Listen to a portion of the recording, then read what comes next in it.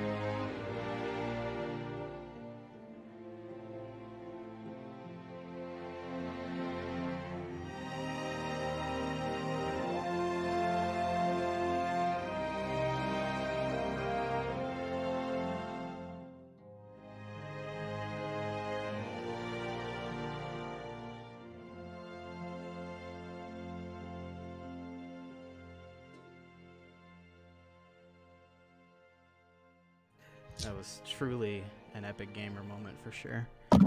He like literally forgot that he's like with a bunch of middle-aged people and not kids. I'm not seeing enough movement out there.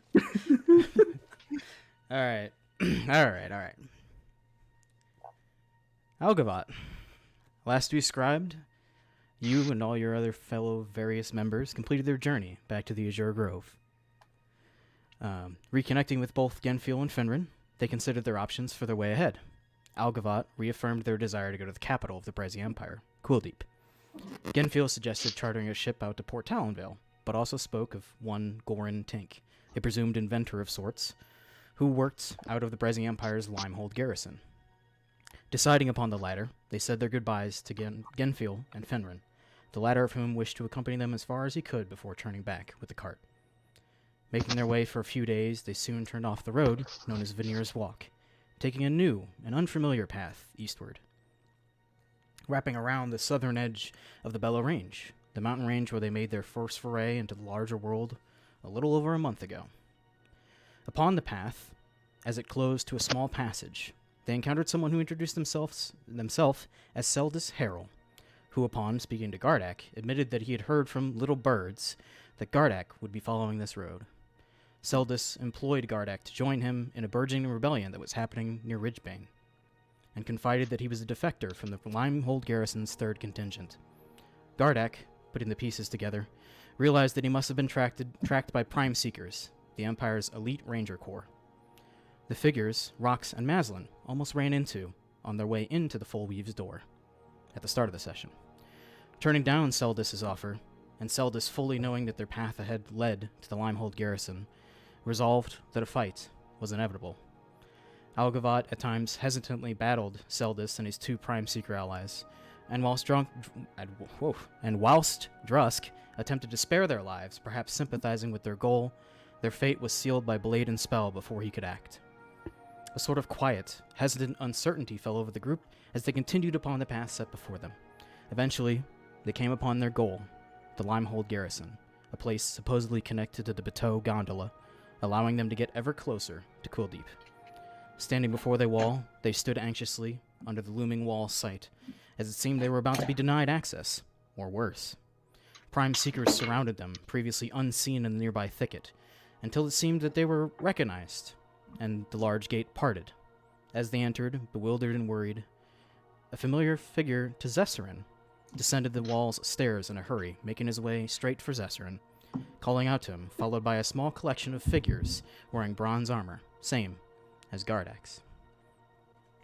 You all stand just upon the entrance of the Limehold Garrison. Looking out, you can see a collection of both thatch and more permanent style buildings. You can see trainees of the Breszi Empire drilling in the yards, either in hand-to-hand combat, some of them practicing formations, combat formations, not marching formations. And you can see various bits of both collected cavalry, foot soldiers, and the more elite that wear the bronze armor that Gardak does, in almost three separate areas. Gardak, you know, there used to be the three contingents of the Limehold Garrison. One is cavalry, and one is foot soldiers, and the other is for the Prime Guard and the Prime Seekers. Cessation, you're currently a little caught off guard before it comes back to you as you watch this figure who, previously last you saw him, was not wearing this bronze armor similar to Gardax. Descending the wall, a large grin on his face as he calls out from a fair distance. This is Ekrine Silent, the person who traveled west with you when you first left where you come from. I won't divulge that. If you recall, he turned back on the road, heading to the Limehold Garrison, intent to join the Imperial Army. As he kind of approaches, he goes, Cessation, it's been a long time. I didn't think you would ever stop by the Limehold Garrison. I thought you were headed further west. I was, but I was kind of sidetracked due to some circumstances. I see you've picked up some new friends. Yeah. We'll have to start some introductions. And you see as he kind of checks over his shoulder, you can see, let me get to the proper page of my notes. That would be probably smart, wouldn't it? You can see approaching a group of about 4 people dressed in the same bronze armor as Gardak is. You can see one is a taller male, white hair, pale skin, almost these cyan eyes. It looks human. Most of you have never seen this race before. He looks human, but he's a little, not albino in a sense. Just more of this softer features about him.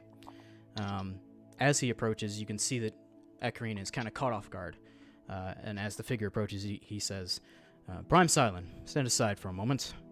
I need to greet our new guests. You 6? I am Bravin Kotsk, acting commandant of the Limehold Garrison, in lieu of Mira Drusk, who has taken a contingent north on Empire business. We don't get many visitors in Limehold Garrison, nor are they particularly welcome, but Prime Silent here vouches for some of you. What is your business in the Limehold Garrison? Well, we're looking to, or we had heard, rather, that there was a possibility of getting safe travel to Fiddleswood through here. I believe that was our actual mission. And you see as he kind of motions to one of the... at this point, Gardak, you're clear enough to see, and most of you can see this is the first time you've seen a proper Prime Guard uniform. The other one that you saw back in the caves underneath the Luminous Levant was corroded and melted by the Veclorian creatures. You can see that their coloration on their pauldron is different than Gardak's, immediately distinguishable since you spent enough time around Gardak, and that the shields that they both have slung around their backs and or are carrying at their sides, likewise so. The striations and colorations are different, denoting their rank and their specialty. But you can see as he kind of, this Prime Kotsk, he introduced himself as, motions to someone next to him, who begins kind of writing in a small journal. And Prime Silent, you say you vouch for this one here, the albino tiefling. What do you know of him? Sound good? Yes, sir. I traveled with him before turning back. It was the bounty that I brought. That was what I spoke of when I was recruited. Gardak and Zessarin, you both are familiar with this. When you join the Imperial Army, if you want to make it above the standard ranks, you have to bring what is called a prime bounty. If you're shooting for higher stars, you have to have a reason why you should be even accepted to train in the first place. Zessarin, him escorting you west was his prime bounty, his goal. And you, Tiefling, can you attest to this prime bounty? Oh, is he talking to me? Yes, I'm talking to you. Yeah, I can attest to that. He guided me all the way to where I needed to go. And what's your name? Cessation Sparrowhawk. As he kind of motions to the person next to him, writes that down. And the rest of you, 5 more. Names, please. Draku. You have a surname, sir? Olrak. Very well. Rocks. Lizard Man?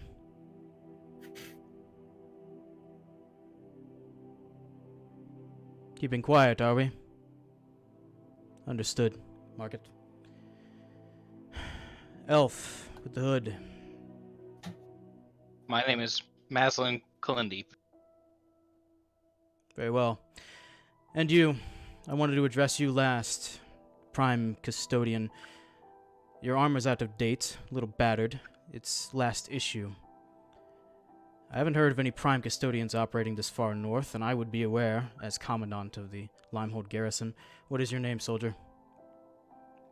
Gardak Kolakavi. It's been a while since I was last in active service to the Empire.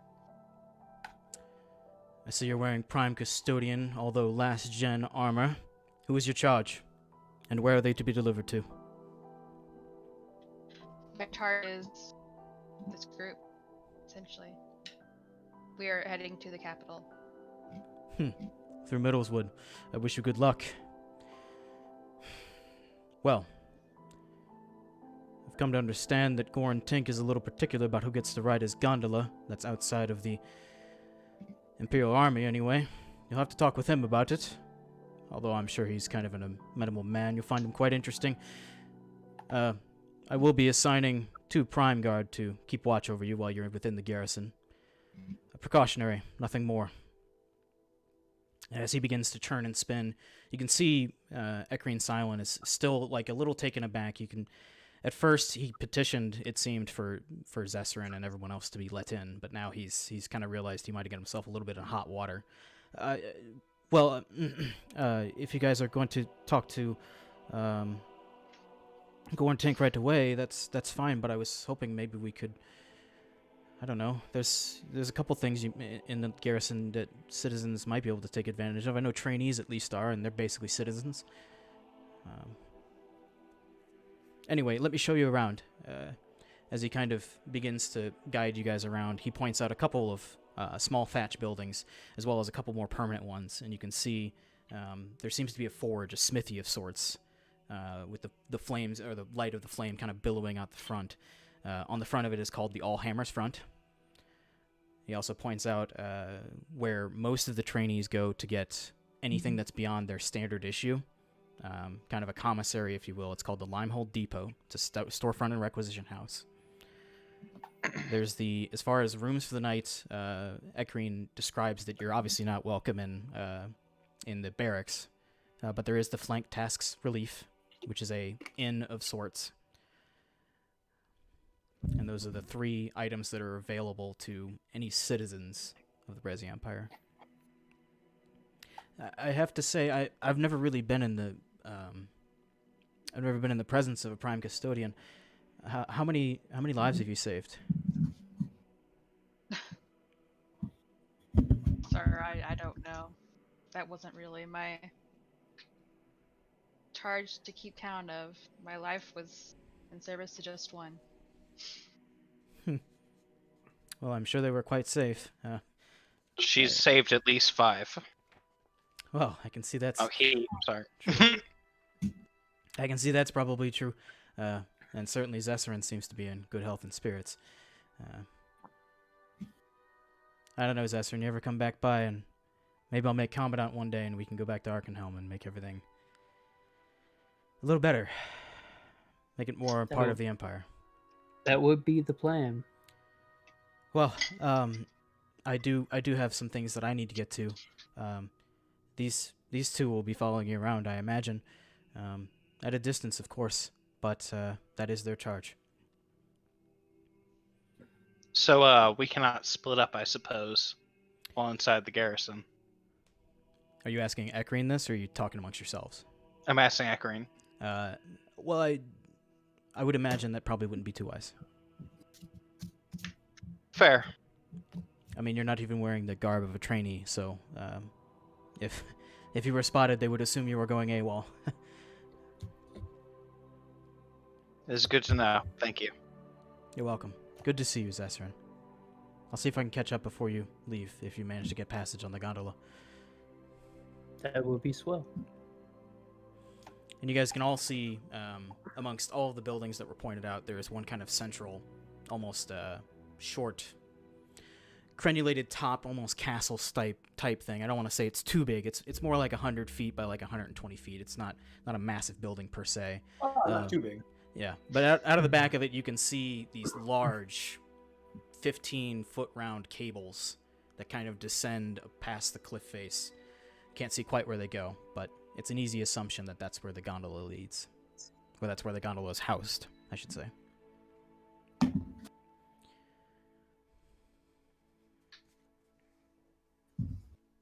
Well, per se, we should make ourselves welcome here as one party and find where our one party will be sleeping. Should we find that? Was there a question? Was there a question, Yeah, Lovidia? You're not coming through clearly. I don't know what to say. There is the flank tasks relief, which is an inn, if that's your question. That was pointed out by Ekrine. I was just asking what time it was. At this point, and it's been a hot minute, I'm just gonna say 11 noon. Making it up. I'll probably track it down later and mark off a day or whatever. It's fine.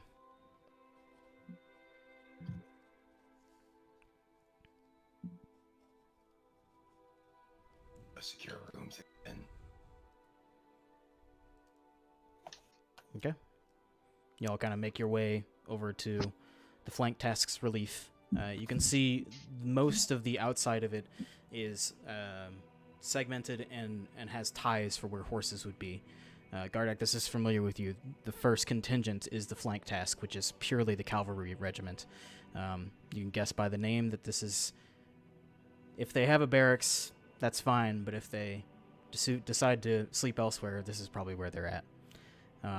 So you guys all kind of make your way in. You pass a myriad of horses parked out the front, or tied out the front. I guess how horses can be parked, I don't know. You pass a myriad of horses stationed out front. You see a couple of what seems to be well-fitted cavalry, kind of imperial armor, not bronze like Gardak's. This is more functional leathers and metals. Kind of outside, they're all talking amongst themselves. Do you have something, Drusk? Do any of the horses have their e-brakes pulled? Sure. They all have their e-brakes pulled. Yeah. Why not? That's my B. Are these the cool guys? Do they have their little combs? Are they combing their hair back? Nope. But if that's what you want to imagine, go for it. Leather jackets? Oh, okay. Alrighty. As you guys push inside, you can see a fairly open inn type setting. Many tables. There's a collection of like long tables and short tables that then flank that. Each of them running many seats each. You can see at the front, at the bar, seems to be what appears to be a male half-elf. And he kind of regards you as you come in, obviously not ready to see a bunch of people not wearing trainee or Empire armor of some form. Ale in rooms. Ale in rooms, certainly. Rooms would be... How many rooms did we need? Do we all want our own, or do we want to bunk up? What's the price difference? Well, a room would be about 4 silver a night, the flank task's relief. But it can comfortably sleep about 3 or 4, depending on your setup. I'm willing to bunk with Cessation. Alrighty. Okay. I mean, I'll just pay 4 silver and get my own room. Big spender. Okay. That's nothing. So 2 silver apiece if you guys wanted to split that, and 4 from you, Draku. If we get our own room, Alrighty. it's still watching us. Are you asking the two primes behind you, the 2 prime guard? Yeah. You don't know. Okay. I'll get my own room. Me too. Okay. Gardak, what's your rooming situation? I'm guessing you're by yourself at this point. I guess so, if everybody else is. 4 silver from each. Alright. You can see the 2 prime guards in the back kind of quietly discussing amongst themselves. As they kind of watch this interchange. You are given keys to your various rooms. As far as ale goes for the group, it's mere coppers. The Imperial Army obviously likes to pay their soldiers in ale, or not to rob them of all their pay using ale. So it's mere coppers for each of you for a decently sized ale. It's not overly large. I'll drop 3 silver for the group. And Okay. That easily covers any amount of ale you would possibly be able to drink tonight. Unless you want to get absolutely rowdy. I mean, that's 30 copper, so that's like 10 ales. That's Yeah. a chunk, probably. Yeah. No, it's quite a bit of ale. You all are free to be seated if that's what you choose to do, or move on to any other prospects you might have. I know I'd like to take a little bit of a break and talk about what I want to do. So I'm curious, DM, just kind of just to kind of save time. What is at the what do they sell at that general store place that you were talking about? You're not entirely certain. If you kind of talking amongst yourselves, Gardak, you would probably be able to at least house a guest, I should say, because you've never actually been to one of these garrisons for long. Many of these depots are armories that then standard issue equipment for all the soldiers, but contained within the front is a storefront and a requisition house for if any trainees or soldiers want to buy additional things. Sure. So there are, there's everything from like rations and all sorts of other survival equipment that is not standard issue to all sorts of other things that a specialized, like somebody, especially Gardak would be able to tell you this much. A prime custodian on a special mission might stop by and purchase some specialty equipment. But you're not entirely certain what this one might hold. Gotcha.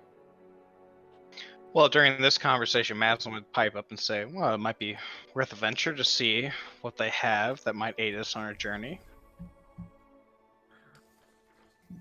I mean, yeah, I could see maybe if they have a sturdier piece of armor or something. Even a dagger sharper than this thing, which emotion on what he has on his belt. Let's take a gander. Do you need a new dagger? I have but a very dull sickle on my waist, it seems. I could probably make you a new one if you need it. Oh, well. Thank you for injecting, good sir. I will think twice before buying one tonight. Let me look it up. I might not actually have it. Oh, I do already have it.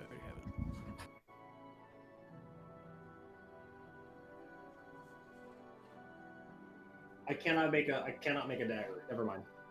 Okay, well, we're just gonna keep that conversation peace, but I'm gonna act accordingly. I will say you do recall that Ekrian Silent had pointed out the Allhammer's Front, which is a forge and smithy house. You might be able to get some work done on whatever might you need there. Well, depending on how the evening goes, we might check out the smithing house after. And then are we to attempt to get across the cable car? I have a feeling it's not going to be as easy as like, hey, we want to go to the capital. It's not guaranteed, I assume. Can we just get some like sturdy rope hanging over and slide down? I don't know how good grip is, but I don't think you'd hold on that long. You don't know his grip. Get a lot of practice every night. Yeah, I was just about to say, don't question another man's grip. Oh my god. Okay. God damn it.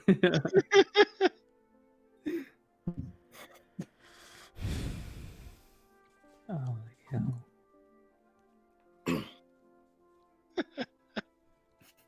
So what is the plan? I sit there for about an hour, hour and a half, drinking some ales, taking a short rest. You may Possible. all accomplish a short rest, if that is what you do as a group.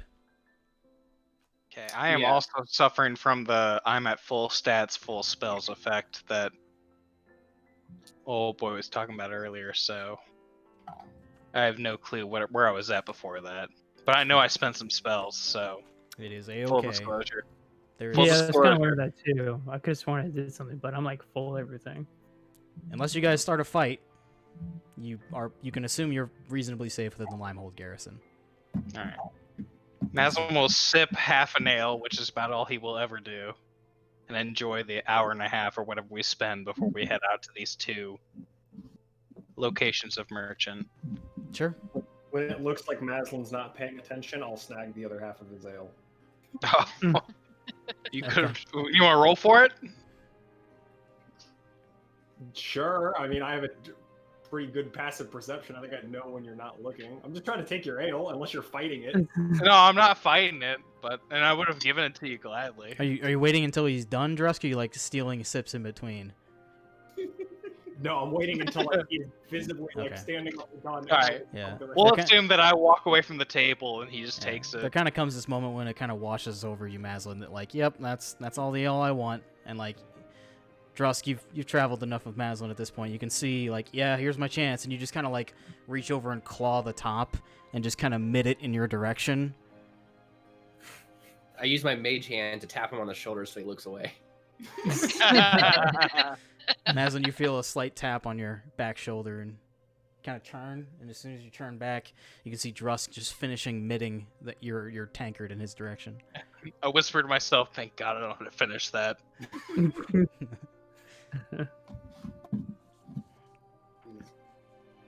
Does anybody look friendly or helpful enough, DM, or drunk enough to give us information about maybe the passage, the I can't remember the word right now. The Bateau Gondola. The gondola, yeah. About how. I mean, most of the soldiers in here are, everybody here is either a soldier or a trainee at the very least. And you can see the distinction is much lighter clothing, much lighter leathers. It's more of like this, well, I can only describe it as trainee armor. It covers nothing but like the middle of the chest. Whereas you can see other members, you can assume of the flank task or some of the other contingents, you can see various bits of the feathered imperial armor. There's a lot of soldiers in here. You're not sure if any of them particularly know about the gondola or ride it with any sort of frequency. You do have 2 prime guards standing near you that you could ask. Do they look suspicious? Or do they look friendly? Like they want to help us? Make an insight check. You're good at those.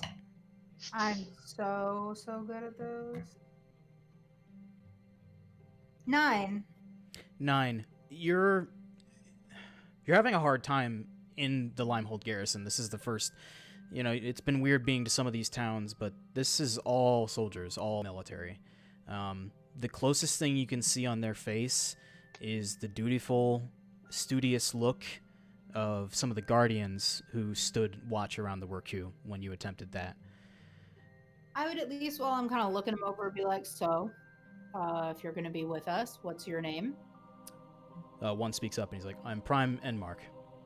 And the other one says, Prime Bellin. How long have you been soldiers? They kind of glance at each other. Huh. Enmark's been in a little longer than me. But I've been in 15, 20 years now. Wow. More like 17. You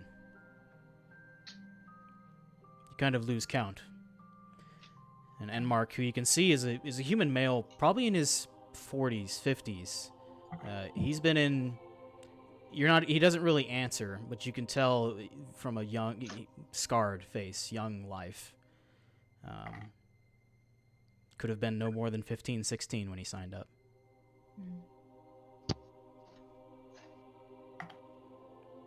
Is this what you do for day to day? You just follow different groups of people around?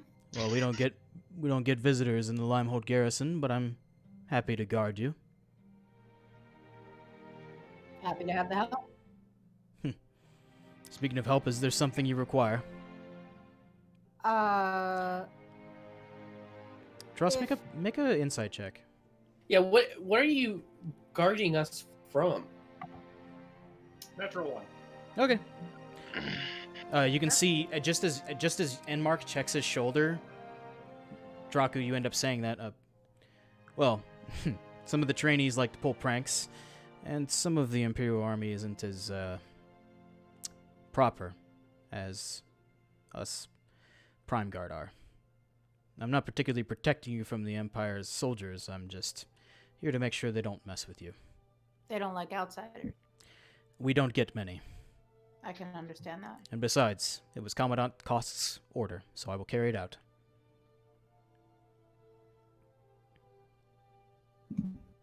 So is there something you all require?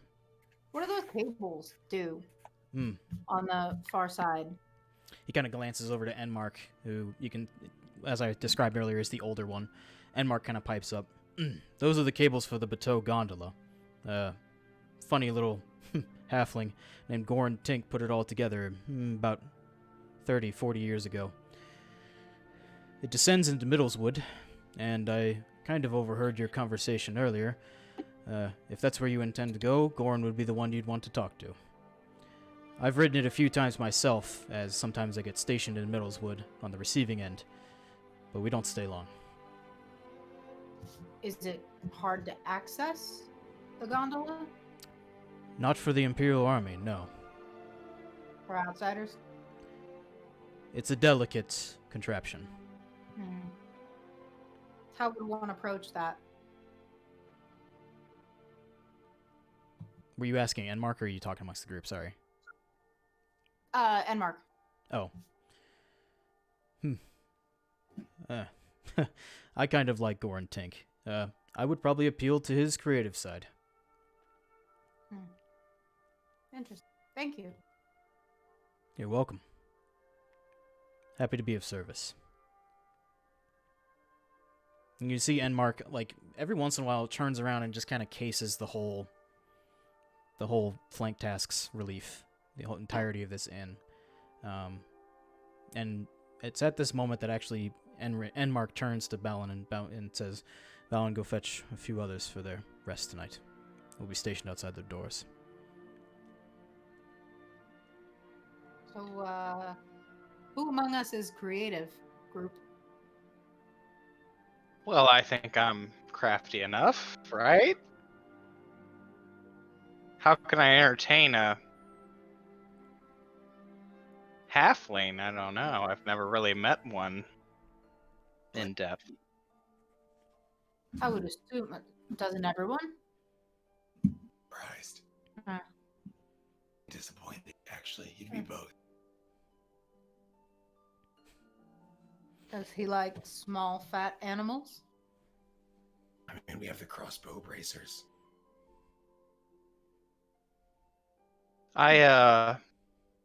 Mazin would pull out of his sack and say, depending on how tight the situation gets, I could per se offer him a gift. I could just charm him.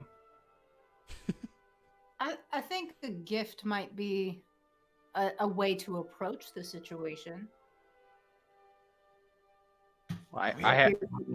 Rude to show up empty-handed, right? I've been carrying this in as watcher for weeks now, and it's never proved useful to us, but given the fact that he is the watcher of a gondola, it might prove useful to him. We could also just bribe our way across. This is also a viable option. Just charm him. Hey man, let us on the gondola. Okay. I think we have enough money in the 6 of us that we could probably buy it. We should wait until tomorrow morning. Maslin would stretch and nonchalantly say, until we pursue that avenue. Are you expecting trouble as soon as we land in Middleswood? No, I just would prefer to approach this person with a full night's rest. I mean, what are you going to do for the rest of the day then? Attempt to perceive what tomorrow will be. All right, We could just go and I still think we should talk to him today. Yes. at least meet him. So we can make Maybe it. not go on the gondolas, but maybe meet the guy. Yeah, we can. I think we can debate riding the gondola, but I think we should at least figure out what he wants first. Well, let's get friendly with him, but maybe keep things at arm's length. This is why I practice my grip strength. To keep things at arm's length. No, he said we gotta keep things friendly. That's so good. That was so funny. Fucking hate it. Creative side. I mean, so we could whittle him something. I mean, I have a bunch of handmade bone javelins you could have. I have So the you turtle made it? shield that I made, but that's kind of non-negotiable. You can do flowers, right? Oh yeah, I could make him flowers. Oh, a bouquet of flowers is definitely worth a gondola ride. Can you make Yes. flowers that look like him? I don't think so. Okay. Can you make flowers that look like it? I think that's the same question. Can you make him look like flowers? Oh, sorry. I thought she asked if he could make bones that look like him. Oh no, just flowers. Oh, I'm sorry. Audio cut out. That's okay. Well, should we try to go find him? Or are you gonna go shopping? Do we need anything? I mean, I could use something better than a leather vest. That's fair. Maybe we at least see what they have. Yeah. I mean, the garrison's not big. Like, how long could it take us to walk the whole thing? I don't know, ask Enid. Maslin would His say, name? "Well, this looks like a very big garrison to me, having never seen a garrison before." Jotstown Garrison. So I think we head to the depot and then maybe the smithy if anyone thinks they need anything. Yes. And then talk to Gorin. Maslin scribbles down, what words rhyme with garrison? George Harrison. Oh, Got them. Okay, so the 6 of you gathering your things and then getting off to the Limehold depot, I They're assume. in thin. You can see this kind of building that starts out with a first level, and then about 15 to 20 feet back is adorned with the second level. And as you guys kind of walk in, you can see kind of arm down and kind of leaning across the front desk, as there's kind of all these shelves of various things, rations, other, to you guys at this point, almost meaningless survival supplies. There's like tents and rations, and this is all beyond standard issue. It's not particularly better than standard issue. It's just like you get the sense if a soldier's tired of the typical meals that he might splurge, given some of his pay, and buy a prepackaged ration of some form. But you can see a male half-orc is kind of got this tusks coming up, just wearing like simple plain clothes, just leaning across the front of the counter. And as you guys kind of walk in, you can see his eyes almost narrow a little bit. But otherwise, you are left to your devices unless you approach him. Does anything catch my eye when I enter as kind of different or unique? What you see is behind him like an armory of requisition supplies. You can see almost this segmented, like, here's where everybody's swords are kept when they're not issued a sword, and here's where everybody's shields are kept. But you can see off to the right as it kind of goes in, you can see multiple empty, but still a few items are full, of what seems to be a bit more specialty supplies. You see a faint glow from the back. You see a couple of little vials and bottles. But from this distance, you can't exactly make out what they might be. Maslin will walk up and will say, "Good afternoon, friend. Do you happen to have any books for sale, particularly those of poetry?" Afternoon? Books? At the Yes, Limehold Depot. anything at all you could perceive to be worth purchasing. Poetry? No. Yeah, none? Oh my, alright. No, but trainees are welcome to write that in their own time. Hmm. I see. He thinks Well, that's cystic. Well, do you have any, what daggers do you have per purchase? Daggers? Yes, He, like, looks you up and down. You haven't been issued a dagger yet. Oh, I have a dagger. I'm just seeing if you might have one that's not standard issue. Then go to Bertel Fella at the Alzheimer's front and get it honed or something. Hmm. If I'm not allowed to issue you a dagger, I won't be issuing you a dagger. I see. Not allowed. Well, thank you, friend. Thank you for the advice. Yeah, you're welcome. Maslin won't case the joint, but he doesn't have anything else to say. Hey pal, you got any cool wares? What's your specialty? He kind of like cracks his neck.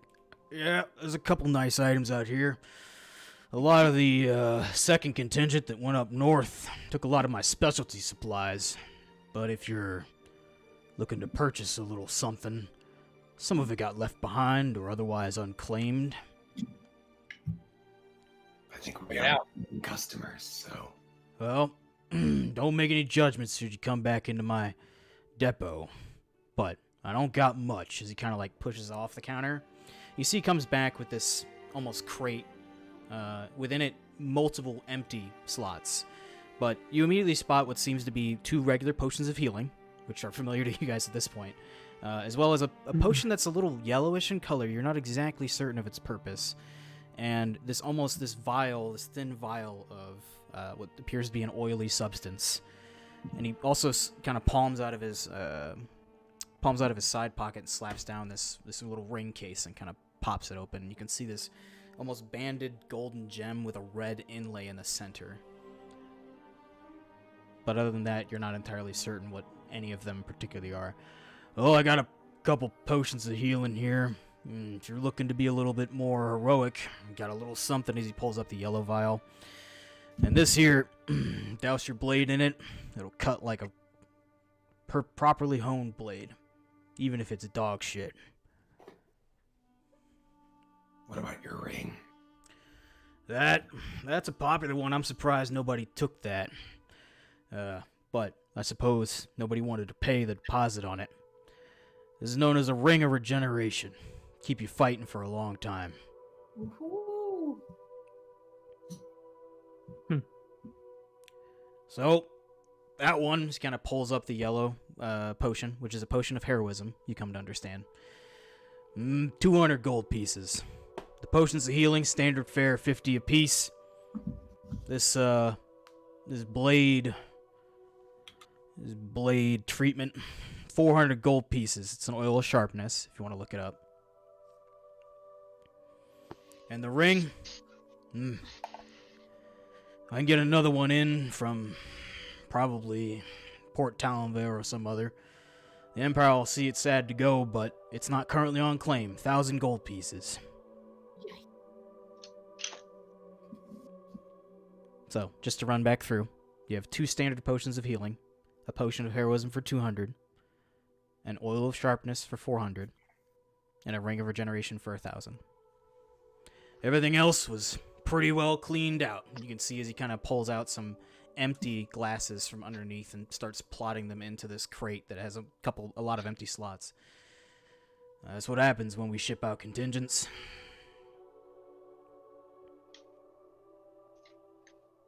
I'm sorry, how much did you say the oil was? 400 gold pieces, and the Empire will see it gladly in your hands. And we're not even trying to turn a profit over here. It's actually a lot more to have it imported. It's been in here a while, though.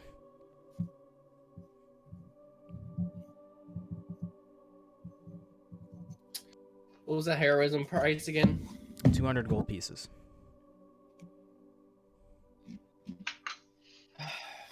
Yeah, I don't know. That's like my entire coin purse.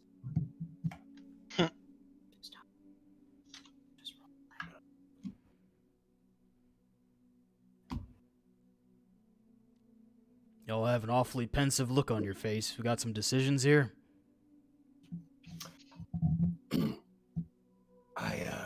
I think me and my friends are just discussing the possibility of a larger purchase.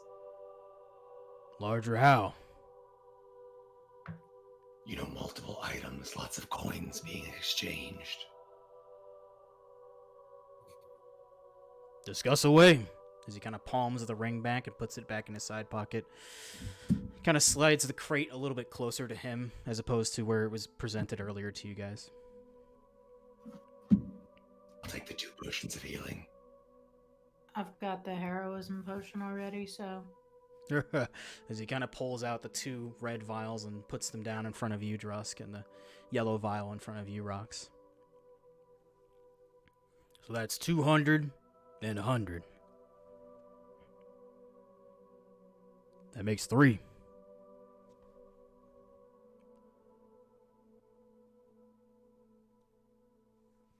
I don't think she's buying that. No, I'll take it. No. About the ring? It's up to you guys. You bought that ring? Oh, no, I was asking. I don't think we have enough money. No, I don't have enough money for that, I no. don't either. We could pool it for sure. You think? If we pulled it, we would have enough. I don't have enough to help. I mean, it only heals you. After the 100, after I spend my 100 on the healing potions, I will still have 475 gold. How are you so 300. loaded on gold? I I have bet on 400 myself gold. illegally in the fighting ring. You spent a lot in the Mind's Edge with Ashura Joro. Learning some new spells. The bane of being a wizard. Gotcha. Yeah, That's you where only it spend is. a lot of money on spells. But also, who's gonna get the ring if we get it? Who are we gonna? We need to know what purpose, right? I think it's regeneration. Yeah. So who wants it? I think I'm fine without it. I think I'll be fine without it. Yeah, I'm good. It's way too expensive for what it does. Yeah. I'm good. Yeah, I'm good.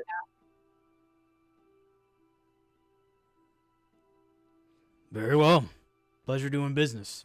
So he kind of takes the crate, which now just has empty vials and the oil in it.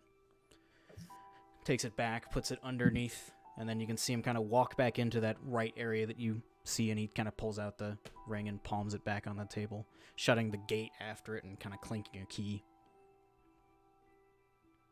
Well, thank you for your for allowing us to do business.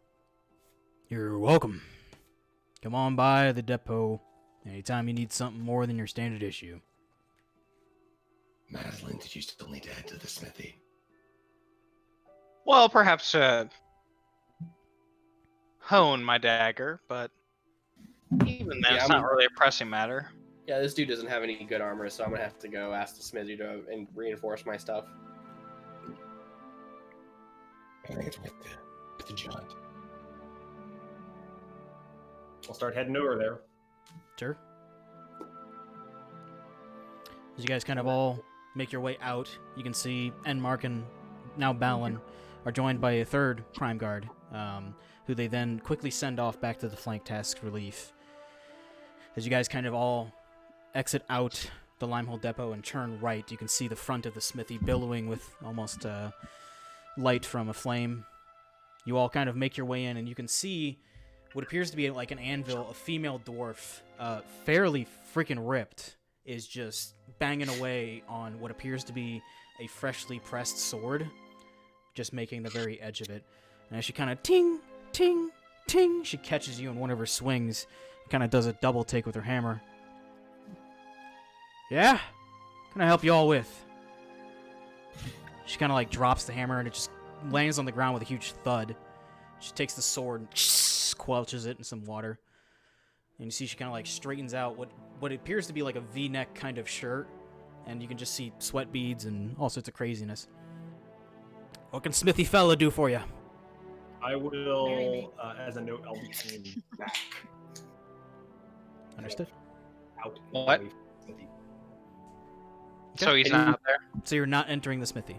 Or you see eyes on this and you turn tail. I will walk in and then turn around. Gotcha. Looking to get Mass the will- armor reinforced. I mean, we can get you some... Kind of looks you up and down. What armor are you wearing? It's leather armor. Can make that a little something. It's not impossible. Might take me a bit of time. How much time are we talking? Well, first I need you to take that one off. I need to get a proper look at it. Sure. Anything else we need?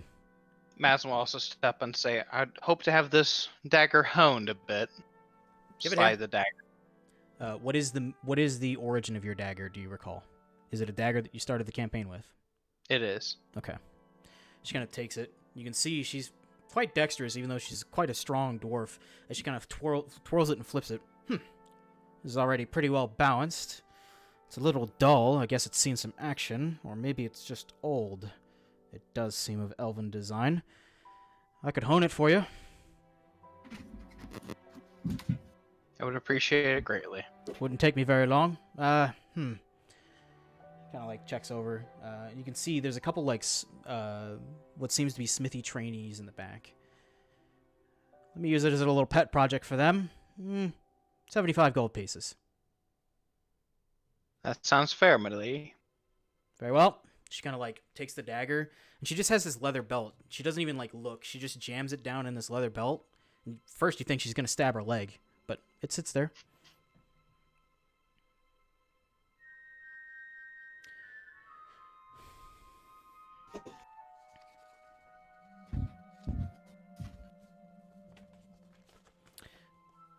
So, Draco, I imagine you taking your armor off Yes. and giving it to her. Correct. She kind of looks it up and down, looks at the Cessation of it.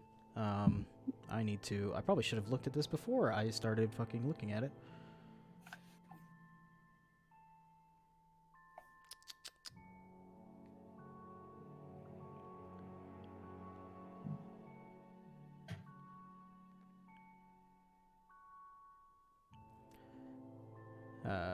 Yeah, as she kind of looks it over. Well, I could use a bit of reinforcing. I could definitely put some studding, some small plates in this. She kind of like looks back to, and each time she kind of looks back and then like looks forward, you can see this kind of pained expression on her face. As you can tell, she's very happy doing her own smithing, not very happy with having to train people to do smithing. Let me use it as a pet project for my students here, and 30 gold pieces. Sure. Very well. She kind of takes your armor and just kind of like hefts it over her shoulder. Actually, she throws it over her head and shoulder to where it's like hanging off the side, kind of loosely. Collects the gold from each of you, I imagine. So make sure you subtract that. Anything else? Right. When y'all heading out? Morning, I think. Yeah, probably tomorrow. All right. I don't give many orders, so I'll put this at the top. Everything else is just production numbers that I have to meet. She kind of like saunters away. Drusk, as you exit Dalheimer's front, you can see Prime Enmark and Prime Balin share a look between each other. And Balin eventually speaks up and says, "Yeah, Bertel fella has that kind of effect on people." You know, sensitive nose kind of Ah. off you. She's a busy woman. Looks like it. You two are obviously without your dagger and the leather armor, although you do not have to subtract it. When it is returned to you, Draku, it will be studded leather. When it is returned to you, Maslin, it will be a standard dagger, not a dagger +1, but you may add +1 to hit and +1 damage to it. It is not magical per se, but it is sharpened. And is more Okay. balanced and well refined than before.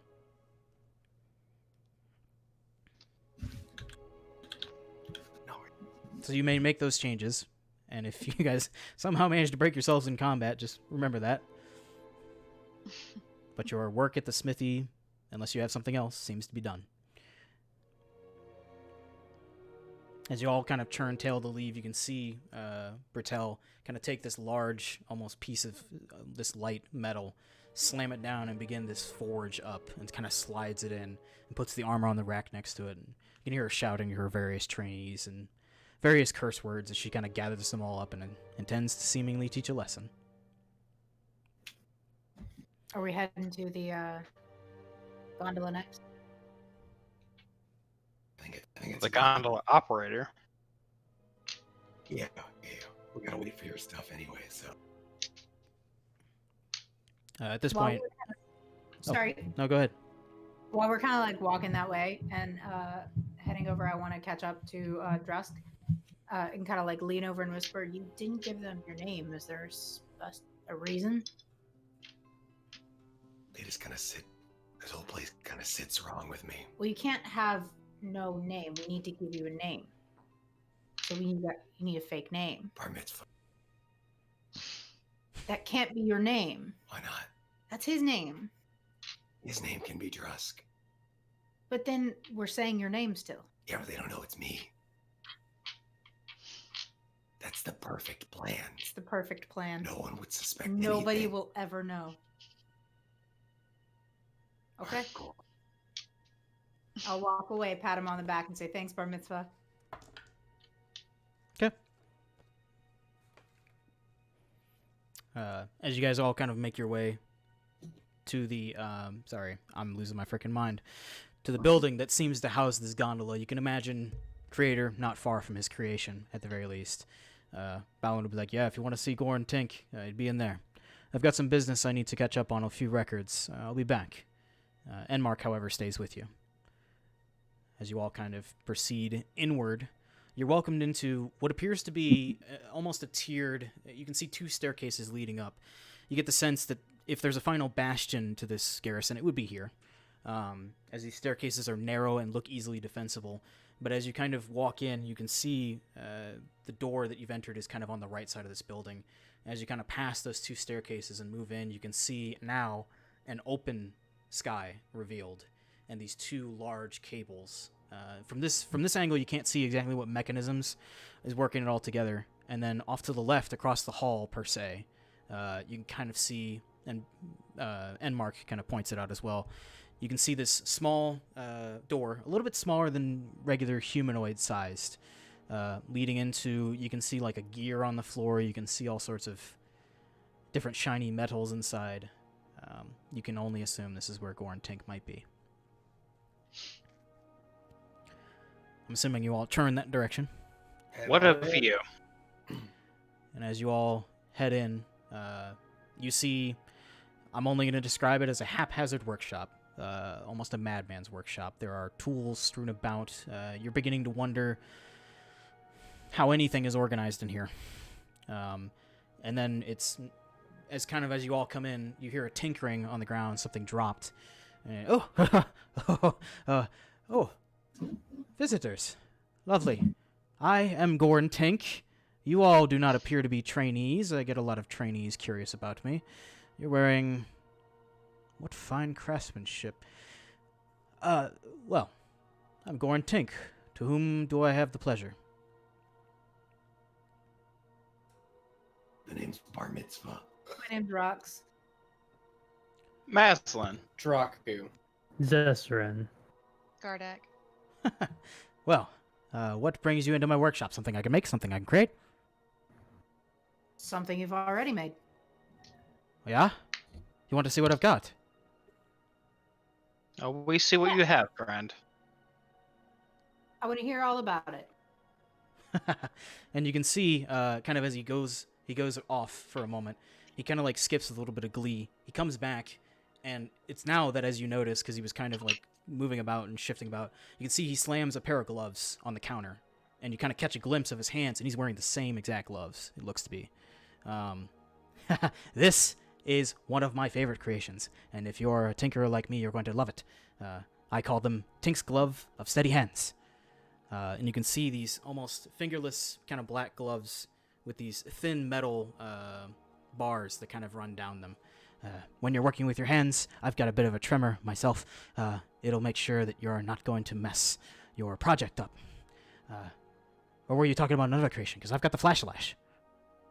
Masson will edge over to Zesper and say, could you please cast Identify on this really quickly? I can do that. Yeah, I'm gonna cast Identify on these. Okay. I'm gonna, for the sake of time, and because Identify casts a minute, I'm just gonna let it go. Doesn't matter. You cast Identify on them. While they are an item in D&D Beyond you can find, they are actually not magical. You receive no information from it because it is not magical. Neat. Okay, well then Mass will pipe up and say, what kind of benefit do these grant to a tinkerer such as yourself? Anything that you're doing with your hands will be more precise. They give these little jolts when you close your ligaments in your hand. You know what ligaments are, right? You ever studied the hand? Ligaments are what makes your finger go, yeah, right? Yeah. They make sure you don't over articulate, which can be very The more you know. if you're working with something delicate. You are free to incredibly- look them up in D&D Beyond if you want, as he basically runs you over a myriad of uses for them. I will actually do so if you really want to, but it's in there. And What are they called again? Or on any kind of dexterity that involves your hands, like picking locks. Yeah, or- it gives you a +4 in any kind of dexterity ability check, or I should say ability or skill check that uses your hands. So it wouldn't help you with dodging or acrobatics unless you somehow flare it, as in this campaign, to make sure you're using your hands with it. It's better for picking pockets, better for picking locks. Well, sir, those are incredible. I am absolutely enamored with your tinkering abilities. Yeah, well, necessity is the mother of invention, and you can see as he's got these gloves on, his hands are very steady, even though he said he had a tremor. So who knows? What are your other favorite things that you've created? Your greatest accomplishments? I got in a lot of trouble with Mira Dursk on this one. Thankfully, she's off on a Empire business. But I created something I like to call the Flash Lash. And he kind of runs off, comes back. And you can see this looks like a very mundane, sharp, but mediocre sword, right? I actually need to look this up so that I can demo it properly. Because I'm a big stupid idiot and didn't have this ready. But as he kind of holds out this sword, you can see this is really, really something special. And you can see as he kind of presents, he's not a very good presenter, but you can see in the pommel of this sword is a small yellow crystalline structure. And as he kind of does, he kind of shakes it and says a word. And as it does, it ignites in electricity, staticking and crackling in front of you. It's almost kind of painful to look at times. It's almost like looking into a half-powered welder of sorts. And this blade is just wreathed in electrical energy. And he goes, but that's not all. You might want to watch out for this one. And as he kind of whips it forward, he says another word, and it turns into a veritable electrical whip. It just almost transforms. The pommel remains, the yellow crystalline structure remains, and you all kind of dodge to get out of the way, and he strikes some stuff on a table nearby. Cool, no? Mira hated it.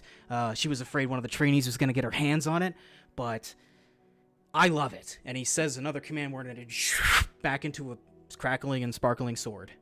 Okay, so whoever's near me, I'm just gonna say, I'm gonna throw Zesserin. I'm gonna elbow him and whisper in his ear, compliment him, appeal to his creativity. Very impressive, Masson will say. I enjoy this. That's really cool. Is that for sale? Yeah, it's for sale. Of course it is. Anything I make is for sale, as long as they're not something I need or the Empire needs.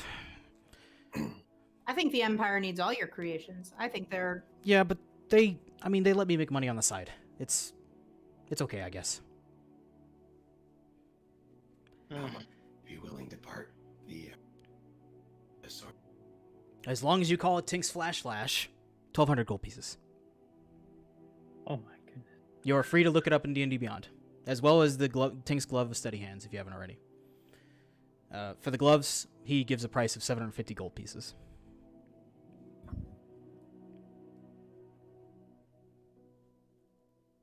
Well, friend, your creations are far above what we can pocket for. I think they're truly worth it.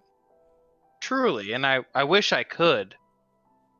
But honestly, we're on a journey that needs to take us elsewhere, and for now, we can't afford nor find the reason to procure these elements you've presented us, as glorious as they may be. DM, can I see the gondolas or the cables or anything like that? Yeah, from across the hall, you can see that he's situated across the hall from what is essentially a large opening in the side of the building, and you can see just at this point you haven't walked into the room and inspected how it's all put together, but you can see the two cables running thick down the skyline. I'm gonna point to it and go. I think I recognize some of your handiwork. Oh, yeah, that's mine. Empire's real happy about all that and all the years it took for me to build it. It's a little high maintenance. She's a little high maintenance, but I love Bateau. Bateau. Name. That's the name of the gondola. It's a beautiful name. Well, there's two, but they're both Bateau. Where's the second? Each one runs on its own cable. What do you think I am, a primitive? Oh, pardon, sir. It's not. We are the primitive ones. Yeah, one to go, one to return. Ah, That makes sense. I see. Double the I trips. thought there were two lines carrying one gondola. Nope. Empire won it Little two ways. Little do I know how masterful this work is.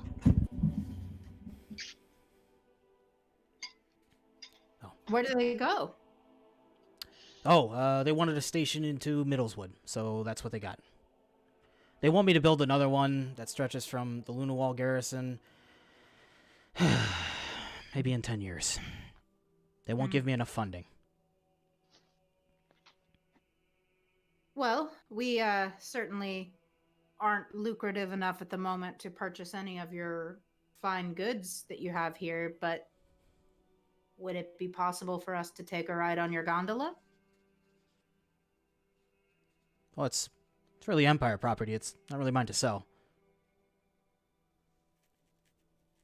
But, I mean, why do y'all want to go to Middleswood? Well, unfortunately, we're heading to the capital. Some of my family's over there. They're lost, and I've been looking for them. And you just kind of happen to be able to help us. You see this kind of look wash over his face. Make a persuasion check.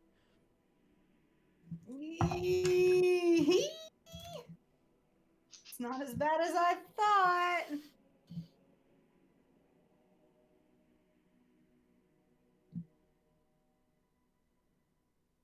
Oh, okay, 12. 12? Uh-huh. He goes, yeah, all I've got left are my creations. Family's gone, so that's okay, though. I think some of the, well, hey, Prime Enmark, all in service to the Empire, yeah? And Mark goes, of course. All in service to the Empire.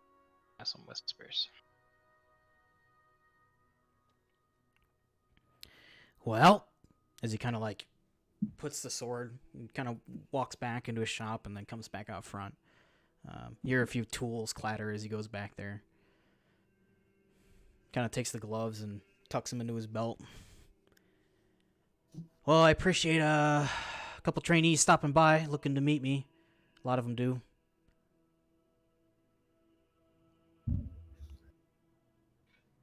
You guys okay? Yeah. So passage through the gondola is not for any common folk. Well, it's certainly not for trainees. Psh. No. I think you people keep mistaking us as trainees. You're not trainees? No. I don't suspect they'd enlist the lizard folk anyway. Okay. Well, you guys want to ride to Middleswood? How do I know you're not gonna break anything on Bateau here? I would never break anything of such majestic craftsmanship. I also imagine the plummet wouldn't be very pleasant. This is a fair point. I like the brain on that one. We need travel, not an attempt to vandalize something. We'll sit crisscross applesauce. I don't know what that means, but I agree. Well, as he kind of considers his options, Enmark ends up walking forward. There's a very quiet discussion with Goran Tank. And you can see Goran kind of, you can see a reason on his face. If you guys would like to hear what's being said, make a perception check. Sir. Any of us?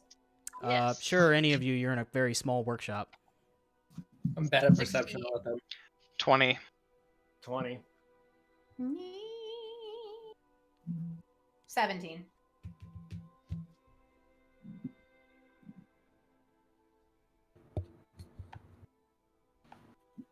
Did you need one from me? Good at. A perception check from anybody who's trying to listen to the conversation.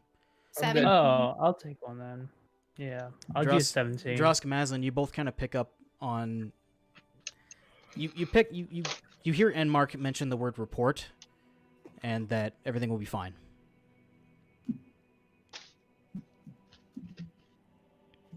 You're not entirely.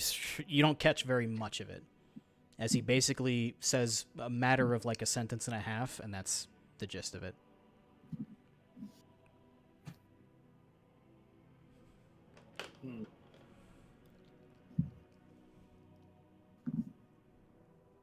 I take it then we couldn't persuade you to allow us on here. Well, you're lucky you've got Prime Enmark, an old friend of mine, to speak your graces. I suppose I can give you a ride on the gondola. If you're only going to Middleswood, you don't need a return trip, do you? Nah. No. Even better. Great. Well, when do you guys want to go? I think we'd like to. We've already purchased rooms at the inn, so I think we'd like to. Yeah, we've got some stuff Stay the in the night. smithy, and if that's Tomorrow morning. Possible. Okay. Very well. It runs when it runs, so. It runs when the Empire tells me it has to run. we greatly, greatly appreciate it. At least I do. Yeah, well, I'll tell you what. You get to the capital, and just say a few things about Goran Tink. Absolutely. Gorntink is the master clockwork engineer I've ever met in my life. Most handsome man I've ever seen. Okay. You're fine.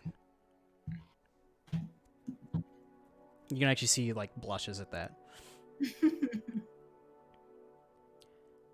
Okay, I got work to do. You guys okay? Yeah, We're good. Okay. to the tavern, I guess.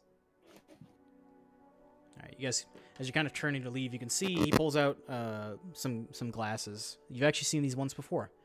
Or a pair similar. Genfiel used one a while ago.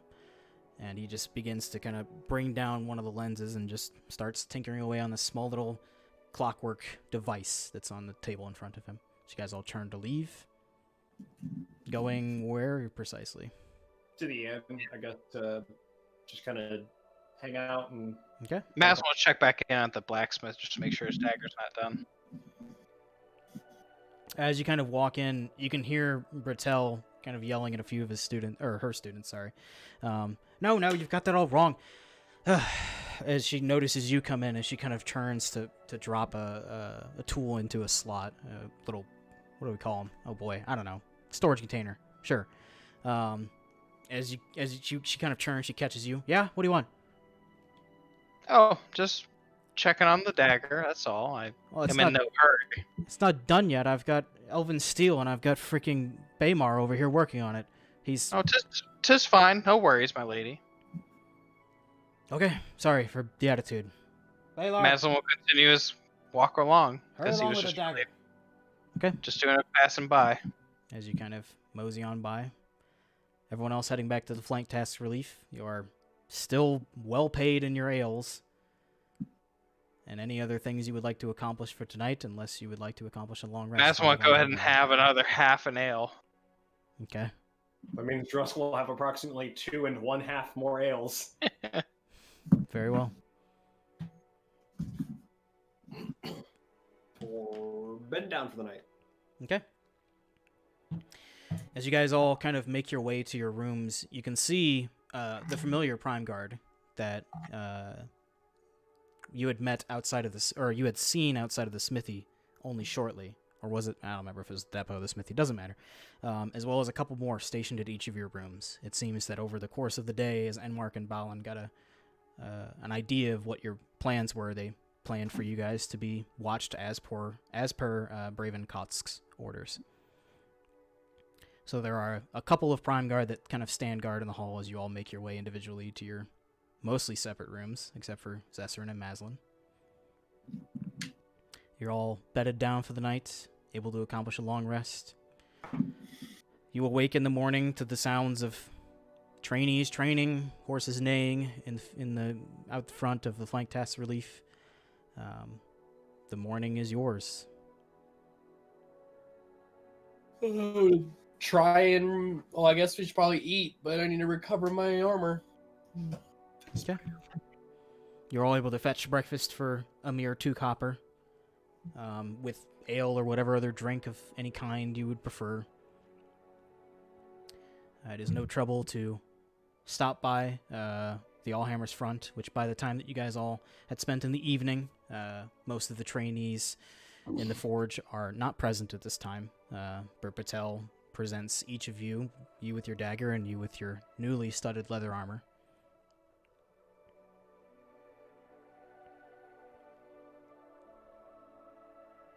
Thank you. Hey, Draku, you're looking nice. You think that's gonna help a lot more? Not yet, but eventually. My mage armor is still better, but we'll eventually get there. I thought studded was as good as mage armor. No, I have 14 AC, and mage armor is 13 plus 2. Because I have 2 dexterity. No, studded's 12. Oh, so yeah, studded is 12. Well, that's what a smithy can do for you. No, I know. But I'm sure eventually I'll find somebody who can do even better. Yeah. Or perhaps find a better piece of armor altogether. Yep. So, the lot of you eventually making your way to Goran Tink's. You notice that his workshop door is closed, and you kind of... I'll just hurry this along. It was something stupid I built in the NPC. His workshop door is closed until about like 10:30 or 11. So asking between Enmark and Balin, who are up, and you see that they stationed other Prime Guard so that they could rest and see you out in the morning. But asking between them, and eventually 10:30 rolls around, you all kind of milling about, unless there's something you particularly would like to do. His workshop door opens, and eventually you make your reacquaintance with Goran Tink. You can see as soon as he sees you guys, he kind of puts down those spectacles he was wearing, kind of hurries across the hall, kind of catches you as you're walking towards his door. Well, if you're going to rehab the gondola, I mean, come on this way. One's about to arrive, so that's good. And he kind of takes you into this large, almost like 40-foot by 50-foot room with the 2 cables running, and now you can see the mechanisms controlling all of this, as there is an intricate wheel on each side that this cable wraps around and then goes into the building. You're not exactly certain precisely where it goes or how it works, but you can see that this gondola is built into this building. And there's a mechanism, a large mechanism with various different sheens of metal in between. And it's not too long with Goran Tink kind of operating what appears to be the best we would understand it as, modern humans, like a control panel of sorts. He's pulling various levers, kind of adjusting various things, and looking at a small dial that seems to read out over time as it kind of whirs and spins. Eventually you see it, one of the gondolas arriving. And you can see this gondola kind of hangs from, in a ski lift kind of design, kind of hangs from the cable. This large mechanism securing it almost like a giant clasp. And within it is a series of these almost rollers that seem to roll. You're not exactly certain how it's powered or how it's not sliding back down the cable, but up it comes. And you can see a platform raised at the edges, but open to the open air, with a covering on the top, I should say.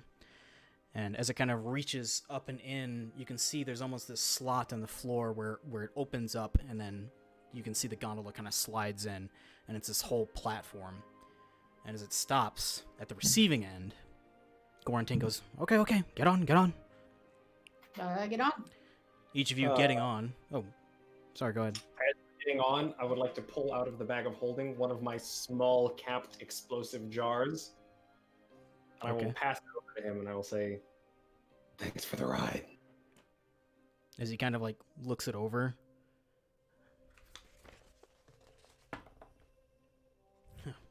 He rolled a natural 20. He kind of looks it over. You can see he's about to actuate the mechanism. Then he goes, nice, though. I like the design. Where'd you get it? Couple, let's just say, fresh corpses. Right. Well, you could have led with it. And he kind of shakes it. 4 cloaked serpent masks, and I will slide it across to him as well. He just kind of like looks at it. I'm going to make him do this at disadvantage. Well, okay, he rolled a 15. He's intelligent. You kind of get this small sense of recognition. I've read about this. As he kind of just holds them a little dumbfounded. You turn to go. I imagine a man of your intellect can make something better. I will make something truly memorable. That's for sure. You could have led with this as he kind of like shakes it. And you kind of get a little fear in your heart of like, oh my god, he's shaking that. But like, he just fucking shakes it. Well, go on. Go, you go. And you see as he kind of like pulls a satchel around his front and just kind of stuffs this two in there. Kind of giggling to himself as he does.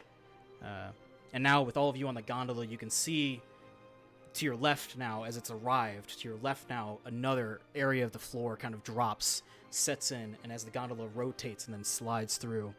And then what you can imagine for the departure end, much the same. To your left, the floor drops. The gondola rotates and slides in. And as you're kind of sitting there, you can see Prime Enmark and Prime Balin both standing there at kind of the entrance. They both give you a nod. Goran Tink kind of just looks you guys over and his eyebrows raised, waiting for a confirmation. Right? And he just kind of like, you see him turn around and hit a few levers, and then all of a sudden, lurching as it does, the gondola sets out from the Limehold Garrison. And as it does, you can see finally what is the Qatar Divide. A massive canopy of trees. You can see off to your right, as you're heading south now, you can see off to your right, at the very edge of your vision, the Venbor Range, all of the fog flowing down and off of it. You can see that the fog of the morning at this point has flowed down and off the Venbor Range, and now you understand that the Qatar Divide is full of this fog that flows off the Venbor Range and then falls further down into the Qatar Divide, which is lower. This is where the fog goes and then dissipates over the course of the day.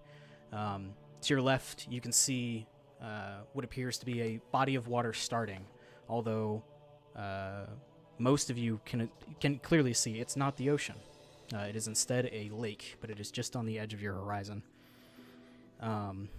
It's a long journey. It's not a particularly fast vehicle per se, but it's much better than crossing through the majority of the Qatar Divide. Gardak, Zesser, and Draku, you all know this will drop you into Middleswood, which is maybe aptly named in the middle of the Qatar Divide. It will still be a trek through the swamp, but you have cut down many threats by traveling this route. As you all are kind of... One moment, let me get this. As you all ride in the gondola, you have... I'll just give you, for the sake of conversation, if you choose, anything you would like to talk about. Otherwise, we will fast forward. Sweet. Aiden, it's Gardak is staring at Drusk. He's not happy. Huh? about to rain. Gardak is just staring. I apologize. You guys are talking over each other. You guys are both going to have to do that again. Please talk. Gardak.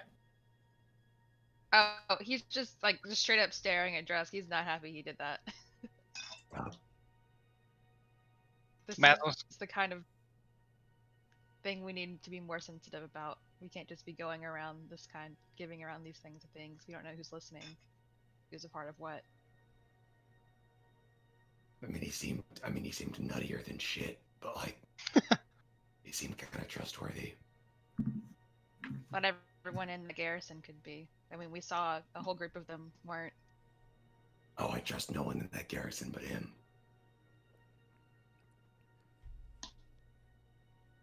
I mean, it's just a bomb. It's seriously like we've thrown them before. Like, what's it? The man has a sword with that lightning. He's got a lightning sword. You think he couldn't make a bomb? He really has bomb. He's probably got like bigger bomb. He's got a bomb collection. Listen, I'm more concerned I'm kind of mad we don't have it though. Yeah. I don't think that kind of trail of intelligence is something that we want following us. What are they gonna do? Fight us? Goran Tink won't, but other operatives might.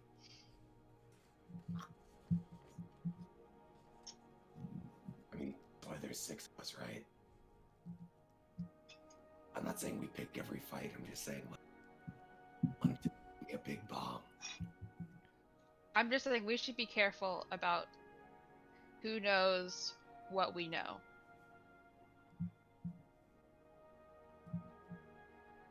You say that, but we're the ones heading towards the capital that you know best. What do you know Yes. about where we're going? Quite a bit, but our journey to the capital is not necessarily suspicious, but these artifacts that we have are.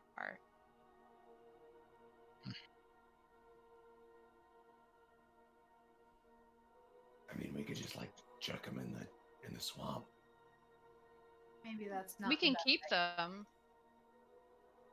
We should just keep them under wraps. Like it's kind of we should be going around telling people that we have these things on us. I mean, I guess that's probably fair. So I'm not saying we can't have them, just that we should be careful careful of who knows that we do. That's all. I think you probably know best. At least around here, you know. Sure. How's it compared to a boat? Better. But like that sword, holy shit. Guys, can we talk about it? It was crazy. I wanted it, but I'm not proficient with that kind of weapon. I want a lightning sword. I do too. It's pretty cool. Can you use a lightning sword? I mean, I can certainly swing it. That's true.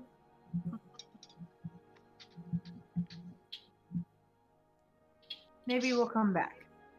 I think we come back later when we have more coin. Oh,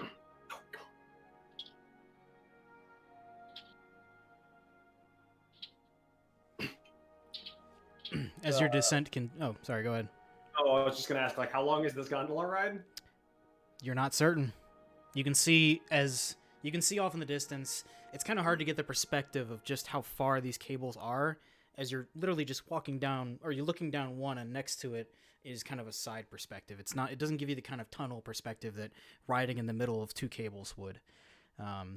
But you gather, based on the speed, looking back at the Limehold Garrison, now receding into view, you can still make out the main opening that you came out of, as it's only been maybe 30, 40 minutes. And the air today is seemingly clear, which is good for visibility. As you guys kind of continue on this gondola ride, I would ask everybody to make a perception check for fun. Low. 19. 20, 22. 16. 8. Gardak, you were kind of looking over the edge for it, and Zesser and you spotted as well. You see in the fog what appears to be just a slight glow, and you know this to be Wormhold, which is one of the other towns within the Qatar Divide. There are 3: Slipmore, Middleswood, and Wormhold. You can see, still at the crest of your vision, what you know to be Lake Solon, which is across from Solon's Cost, which is an abandoned part of Esmia. As your gondola ride continues, it's now only about 3, maybe 4, and as your vision starts to draw closer and lower to the Qatar Divide itself, as you are properly making a descent, you're all kind of looking out. And you can see just on the edge of your vision, most of you, others pointing it out, you can see just on the edge of the tree line, as it kind of drops off, you can see distant, twinkling, multicolored lights of Quilldeep. Cyan, yellow, green, all manner in hues of blue and bronze twinkling in the distance. Gardek, this vision, memories flash back to you. The very first time you laid eyes upon Quilldeep proper. Bruised and battered as you were, barely recovered, as the convoy that picked you up stopped and the kind hands of your newly adoptive mother let you down from the cart's ramp, showed you the sights. You recall, and almost can't wait to see again, the Keen Spire, spiraling up high, which is down the center, the myriad of alleyways and stacked buildings leading to the Gallery of Tribunals and the Terrace of Accord. Both flanking the central building the Keen Spire stands behind, Reconciliation's Palace. You think back on that first day in Quilldeep, your pain soothed, if only for a moment, by the awe and wonder struck, as the comfort in the words passed through your ears precisely like the people passing down the bustling streets. Each and every tier of the city lit with the same myriad of lights you see just in the distance now. Many faces from your past flood your mind. You're anxious, but you can't wait. One thing's for sure, with these new 5 friends, it will certainly be interesting. Many of you cast a glance amongst each other. Yet for each of you, for the first time, it's kind of plain on Gardak's face. His eyes are distant, glazed, looking beyond the vista before you all. His jaw just a little bit lower, and a little more slack than what you're used to seeing.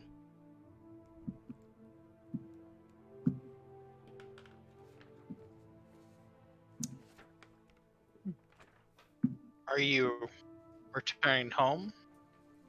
To a different home? That's a good way to put it. Different world. Are you ready? We're not there Now yet. that you've Now that you've asked, I'm not sure. It's been a while.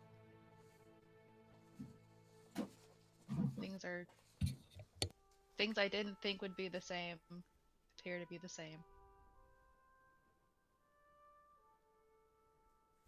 Oh, that can't be all bad. Hopefully not. We'll find out. It's not long before your descent cuts off the twinkling vista in the distance. You all kind of taking a deep breath, as now you can almost feel in your lungs as the temperature begins to get a bit stickier as the air gets more humid. The temperature almost palpably more so. It's, again, I should remind you, it's late in the year, but this swamp holds heat. It holds whatever temperature has been given it. The constant southeastern breeze, that always washes over Esmia doesn't quite penetrate the recess that the Qatar Divide sets in. And as such, the nature of it generally remains for a bit longer than the surrounding lands. You all now descending down and in, you can see, making just out amongst the tree canopy, what appears to be the end of your Batao gondola ride. Middleswood is, by all appearances, one of the most fortunate of all the towns which exist within the Qatar Divide. But it's not hard for most of you to imagine as you're kind of laying eyes upon a lot of the ramshackle buildings. One can easily assume most citizens are born and die here, whether out of lack of prospects or stagnation, just as a stagnant bog surrounds the town.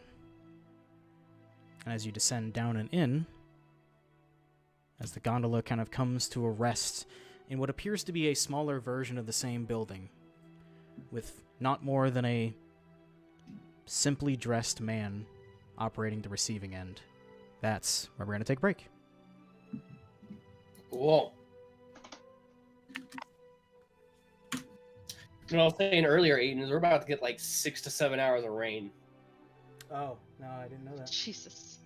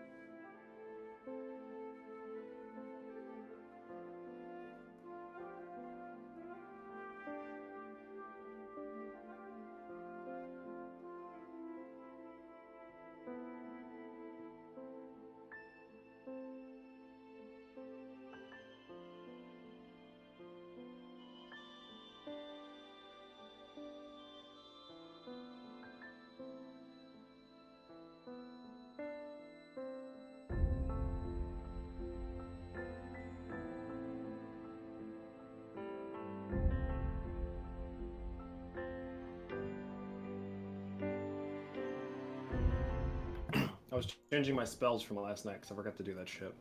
Yes. Oh yeah, yeah. Feel free to do that. It's not been combat yet, so no harm, no foul. So, as you all kind of see this final descent into the gondola, you see the plain shirt wearing man. He looks moderately well preserved overall. He looks clean enough. He doesn't strike you as immediately a citizen of this bog per se. And as the gondola kind of grinds to a halt, wordlessly he just kind of turns and gestures with a slight bow. There is one exit to the building, obviously. We'll follow. This is the end of the line, yes? It is. And as you all kind of make your way out, you can see what is very mossy, sodden ground. Most of the buildings here are built up on small stilts of a form. The rampway that you walk upon at times goes into the actual bog floor, but other times raises back up. You can see a sparse collection of buildings, small hovels, small homes. The only building of repute you really see is a building called Bog's Rest, BAWG. And you immediately, those of you that can read, recognize this is misspelled. Oh, it's a play on words. Ha.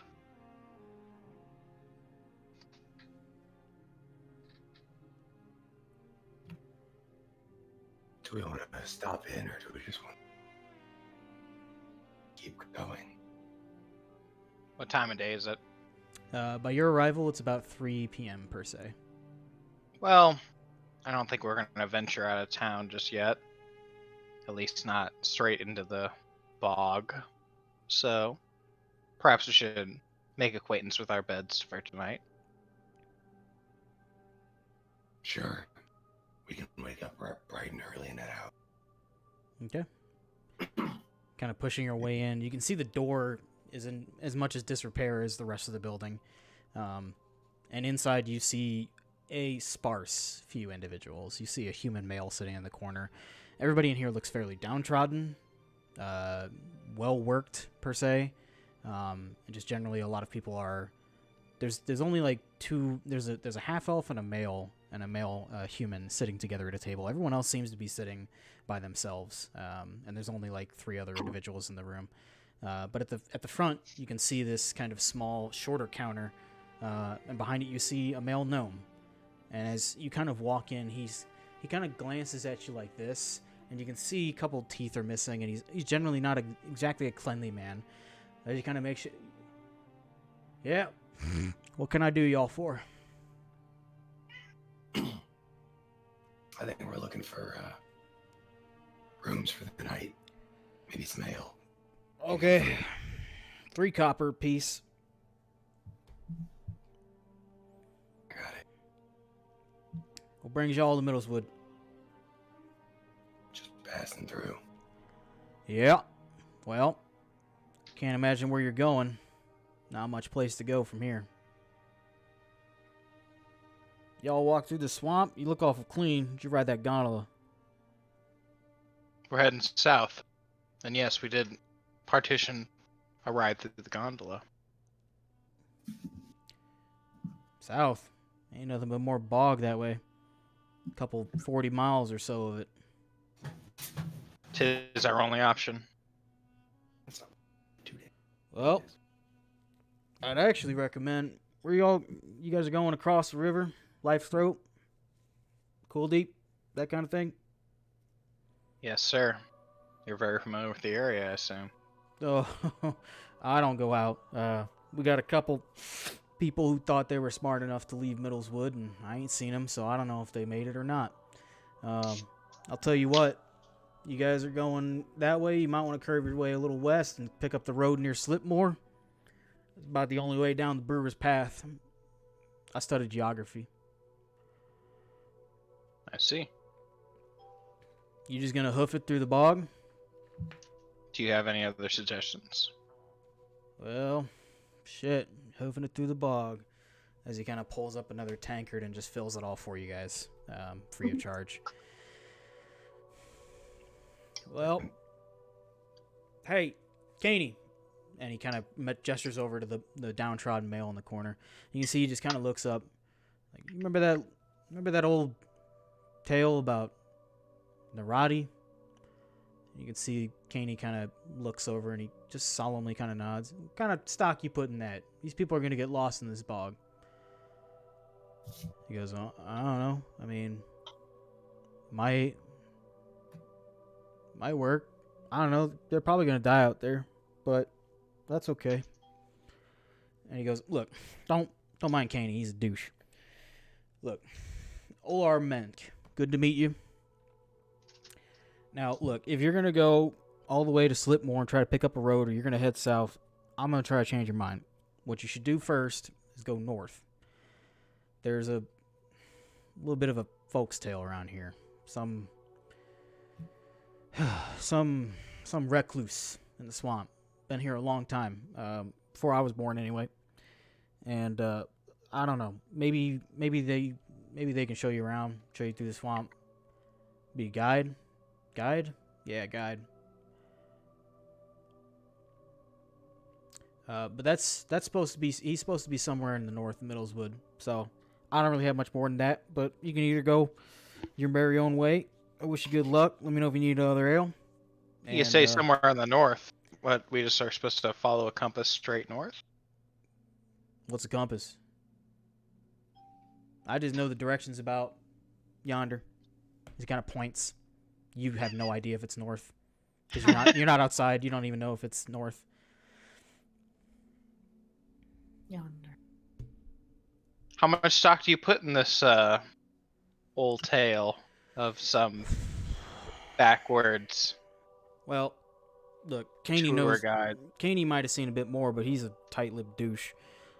When I was 14, and you can kind of see this dude's maybe 30, maybe 35. You're not exactly certain as far as the numb goes.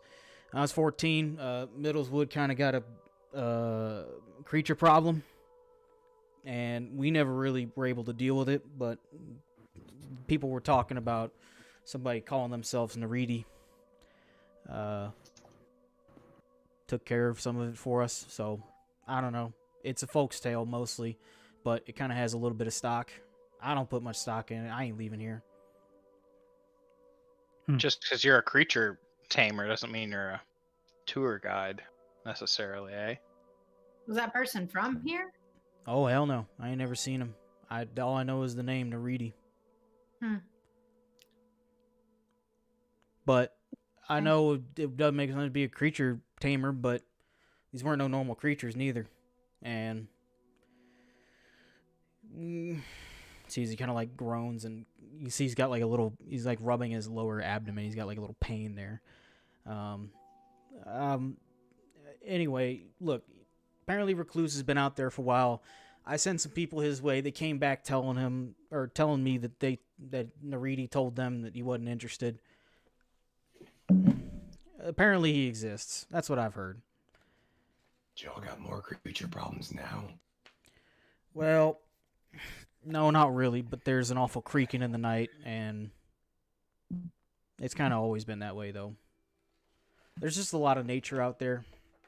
That's why I run the tavern. I don't leave Bog's Rest, and... nature everywhere. Yeah, well, you're kind of in the middle of the Qatar Divide, so... Yeah.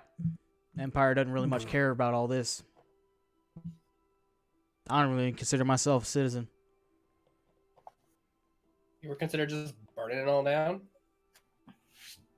Where the hell am I going to go? Not... Sorry, I meant all the woodland area, but I got you. I don't have that much fire. Can hardly keep one going in here. I have a sneaking suspicion the bog doesn't like being on fire. Nope, probably not. You see, kind of like has this very nervous look as he's looking over all of you. A lot of unique colors and lizard folk and giant man in armor he's seen probably twice.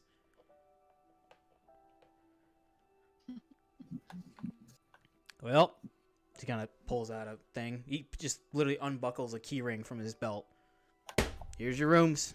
He literally just slams the whole key ring on the counter. Oh, cool. Yeah, thanks. Thanks. And I'll walk and just grab my ale and sit at a table to kind of be out of earshot of this man. Okay. Sure. What's the name of the individual in the corner again? I think Caney, I said. Let me check. Yeah, Kenny. It was Caney. Or Caney. Yeah. Oh. It was Caney. Well, Maslin's gonna look amongst the group and say, this Caney individual, I'd like to try to pressure him before I randomly head north in search of a tour guide. Oh, I didn't know if we were going to. That's what I was going to talk about. No. Well, then let's discuss it, and I'll follow said lizard man to out of earshot table. Okay. So you all kind of find a table amongst yourselves, or are you heading over to Caney's? No, table amongst ourselves. Okay. Yeah. Lizard boy table. Claimed for Lizard Land.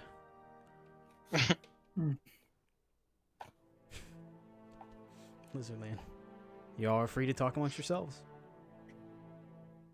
So are we going north?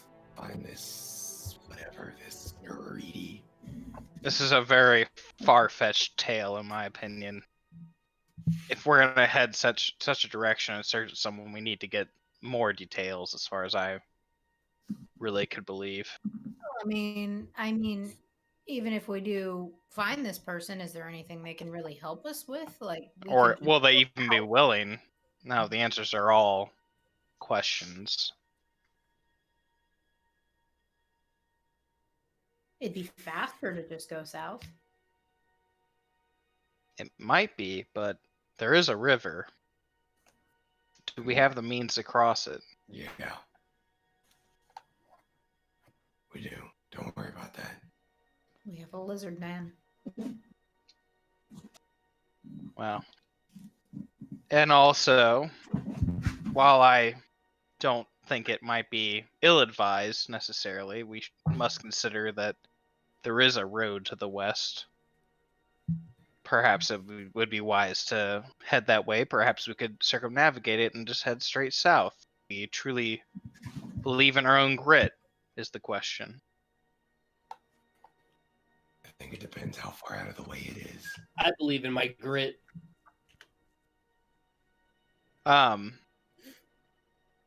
Maslin's gonna reapproach the barkeep. Yeah. You're gonna say, We want. hey, so let's pretend I just wanted to head directly south. Yeah. About how many days worth of travel do you think it'd be before I actually reach the river? I don't know. I ain't never gone. You ever heard a single rumor, huh? Look, as he kind of sidles up, I've seen a lot of people come through here trying to go somewhere else. I've seen a lot of people born here trying to go somewhere else. I ain't never seen nobody come back. You tell me if they made it? I don't know if they made it. I ain't never been. And no, I don't know. Well, that's fair, barkeep. Thank you. Look, I hear creaking at night, and I hear animals. Now, you look all right, String Bean. You probably do okay. We'll be okay. Yeah. So, yep. Enjoy your room. I'll have another half an ale, please. Oh, fuck. It's God. kind of real long day. So he kind of pours a half an ale. He you see he has to stop himself to not pull a full one. It's kind of this. It's like almost this jerk. It's like unnatural. He's like, trying to fucking fight the urge to pour a full ale. He's probably never done it in his whole life. Oh, thank you, sir. Another copper on the table. Yeah. Wanders back to our table and says, well, that was very inconclusive. I have no idea how long it will take us to reach said river. And at the same time, also, we don't really know what awaits us immediately on the other side of said river, so... I don't think the river is going to be the problem. I Gardak, think make it's a history check. All right. YOLO the bug. 12. 12. Given that you've been there before, seen it a few times, Life's Throat, which is the river that runs on the northern side of Cool Deep, which is what is bisecting, other than the swamp, is what is bisecting you and Cool Deep, is miles wide. It's Ah. a big river. Like, you don't know if it's the biggest in the world, but it's called Life's Throat. And all of the southern Breszi Empire feeds from it. Or a majority, I should say. Well, big river. It's a I big... think it's a day just to big cross the river. No, I think we can do it. Creek. What's your proposal exactly? Yes, you say we, but do you mean all of us or just you? I mean, I can make us walk on water For an That's entire Oh. mile. for an hour. We just gotta book it. Oh. You mean It'll run take longer on than that, water? friend. Arms up, Brenda. I mean, I can do it multiple times, so like we'll be fine. Unless it takes more than 3 hours to walk across a river. Like that'd be Excessive. that'd be nutty. I mean, if we walk 5 Right. miles an hour, we'll be there in like what, 15 minutes? No, plus. Yeah, buddy. I think I fucked up there. Mhm. I guess DM when I feel reasonably confident that we could make it across in 3 hours, given our usual walking speed. I mean, walking... The thing about... Well, you've never walked on water before. So, yeah, sure. But you know that the Life's Throat in places is calm. And at places it's raging.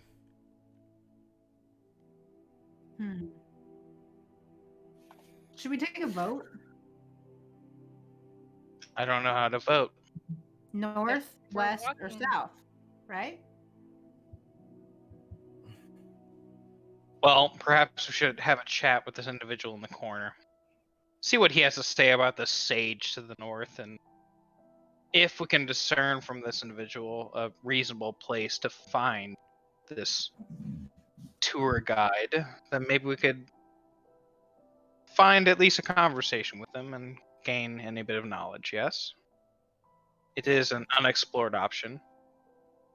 I think it's worth talking to at least. I say we just commit and just go exploring. We can also make a boat, and I can pull us across. Yeah, you guys keep saying bog, so I guess my question is, how deep is this bog? If it's, I mean, a boat sounds like a good idea. When you were standing in Middleswood, you couldn't see more than 60 feet. You don't know.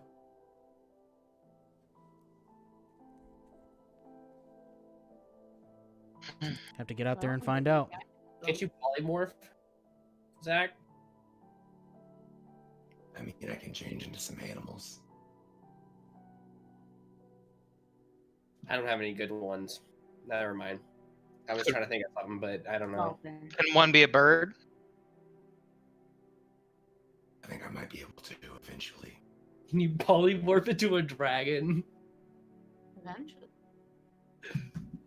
You don't have to have the power of a dragon, just the... So wild shape, which is what I can do, only lets me turn into beasts. I currently can't do flying. Polymorph, I don't have that spell because we're not 7th level. And you can also only turn into beasts. Okay, fair enough.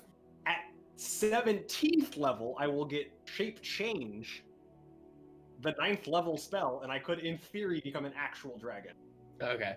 Oh, we just gotta wait till he's 17. That's easy. Yeah, let's hang out till then. Until I'm 17th level, and I'll fly us across. Yeah, just grind some monsters out in the bog until he reaches level 17. Exactly. We should do that the next session. Just Yeah, we just... Um, Back in the basement, just smack them Final Fantasy style. Yeah, no, that's literally what I'm quoting. Yes. Run in a circle until you get your experience needed. I mean, I don't really care what we decide to do. I'm with whatever. If we have a little bit of a struggle with enemies, I don't care. I think we're more than capable. If you want to chase some crazy fantasy, we can do that too. I think as long as we're trying to get to the same location, I don't personally care. Well, Maslin's gonna stand up. He's gonna say, "Well, I'm gonna go interrogate this fellow in the corner. Anyone gonna come with me? Preferably someone beefier than I." Yeah, Well, sure. Alright, it's not me. I'll walk over with you. Okay, who's all going? Yeah, I'll go listen. So 4 of you. Yeah, I'll listen to. Or I'll at Rox, least did you say you were listen. going to? Sorry. Nope. Okay. Hey, go So- watch our drinks.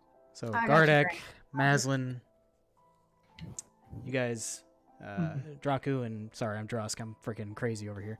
You guys all kind of just rise and walk over to the singular Caney sitting at a table. I'm thinking about it too, but no, I'm not going to. But everybody else can. I don't Okay. want to intimidate this dude. The 3 of you That's walk not over. what we're and- doing? I thought you just had questions for him. Are we in? I don't know So what they're doing. Maslin sits down, and he says, "Well, I'm sorry, friend, but this barkeep has sold you out." You see as he kind of got his hand over his tankard, and as you sit down, he kind of... What do you want? Well, he's made it very clear that you're the know-all of this town.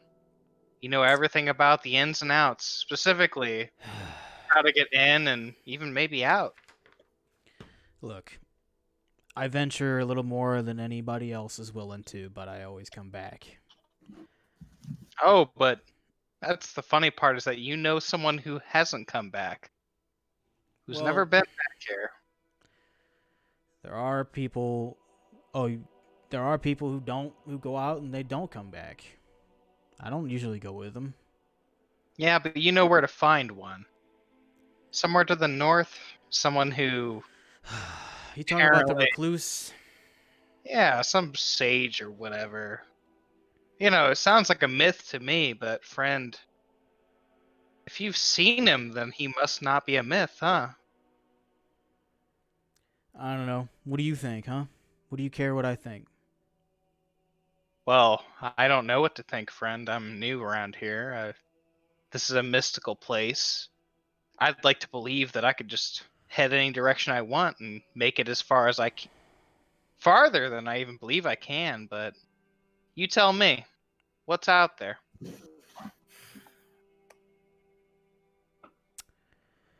Why don't you let me tell you? As he slides his tankard, which is empty, over to you. Motions to barkeep, sets 3 coppers on the table, and looks him dead in the eye. He kind of pushes his hand across the table before the barkeep arrives. Slides one of the coppers, and you can kind of see it like land in between his thumb and his palm, and he just kind of picks it up and puts it in his pocket. You go everywhere overpaying? What was that? I said you go everywhere overpaying. No. No, I go everywhere underpaying, my friend. Probably for the best. So look, a lot of these people in this town are superstitious. And first off, if you're looking for this recluse, really, you'll notice, you know anything about traveling through swamps? Oh, only the bare minimum, friend. I know quite a bit. See, he kind of like looks at you. Yeah, I'll bet. All right. So moss always grows on a tree, certain way. You want to find this. First off, Olar is an idiot. It's not Nariti, it's Naratai. You'll piss him off if you say it wrong. You want to find Naratai. Head a little bit north. Should be just off the dock. If you go out to the right, it leads about north. Go a little bit left once you're off it, right? You'll see the moss shift direction. It points towards him. I've only approached him twice. Both times I was turned away, but I'm just a simple mushroom gatherer. So, You get special mushroom? kind you looking for? Wait, you're not even there. You didn't come over, did you? Oh, That's you're, okay. Same train of thought, though. you're right. I didn't. Do you have any mushrooms for sale? Sale. Like how? What do you want? Cook. You're gonna have to talk towards the mic, buddy. Sorry, Drusk hurts my voice for some fucking reason this week. I like to cook. Do you got any cooking mushrooms? I mean, yeah, I got a bunch, but you can go find them yourself if you want. Well, actually, yeah, silver piece. I'll go get you a bunch. I got a couple stashed in my place. Done. I'll throw him a silver piece. Make an insight check. Sure. This man's rich now. Natural one. Yeah. Do you have any You kind of performance watch. enhancing mushrooms? Anything that might enhance one's arcanic abilities? You watch as he kind of does the similar forefinger into palm and thumb size, and then he picks it back up. You can't read, but calm and collected. Arcana, what? Oh, never mind, friend. Yep. Alright. You done bothering me about Naratai? I suppose so. Thank you so much for the insight, friend. Good luck out there. He kind of leans back in his chair, hands still over the tankard.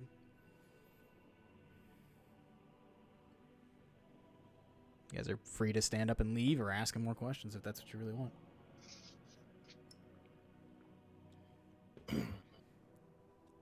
So are we going north? Or are we going south? Well, we have options at this point. Well, I mean, there's also west. Sorry, I forgot about that one. Well, presumably, if we're going to head north, it's to be getting this sage to give us some guidance west, or we can head blindly south, which, while sounds ill-advised, I think we might be up to the task. I'm just not certainly sure.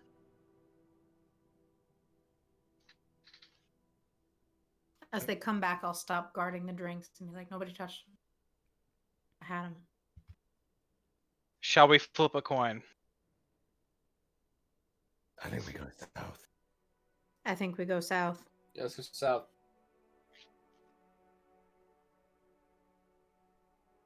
I would like to head north. This person who seals himself in the middle of the forest, he might have wisdom that might be invaluable and we might not know. Remember when we had that little chit chat about speediness and about necessity? You know, how we talked about how the feeling of my family being there and me wanting to get there as quickly as possible. Just so you understand why I'm voting south. I understand, and I want answers with as much steadfast as possible, but we'll never get any answers if we're just swallowed up in a forest somewhere to the south. Then it'll all be over. Then we'll just not have answers. I'd prefer to find the answers, even if the long road is the one we must travel. I don't trust no bog witches. Good survival instinct. South. South. Yeah, North? I'm Oh, sure, I'll go south.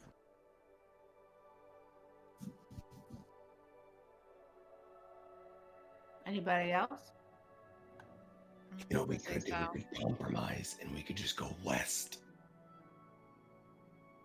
That's actually not the worst idea. I mean, I think the journey west is further. If you want to count in like the miles versus the fact that we can just walk across the But river it's not south. going the exact opposite direction of where we need it. Yeah, also it'll be an increased journey length that way too. If we're gonna blindly go a direction, let's go blindly south. Is honestly how I feel. Even though Maslin doesn't feel that way. But he's not gonna go anywhere alone. Yeah, you're right. West is just no one gets their way if we go west. I mean, we could go east. I don't even know what east is. What's east of here? There was a lake, I remember. Oh yeah, nope. Never mind. I mean, unless you wanna kind of just go for like a. You'll get the river. Yeah. We could just set up like a lake home. Give it all up. We could. Yeah. Start a mushroom farm. Mushroom farm. Or myself and my small companion could go and sniff out south, see if we see anything dangerous. I mean, this is what I do. How far out south are you gonna scout? You tell me. Well, just to test the waters, maybe let's make camp 5 miles south of town, and then you could scout another 5 miles and see what comes up. Hey, Zesserin. Don't you have that dagger that lets you see from like really high up? That's true, I do. Well, let's actually. do that. Your dagger, can it follow me? No, I mean, like, why doesn't he just get a vantage point, and we can see kind of the general area?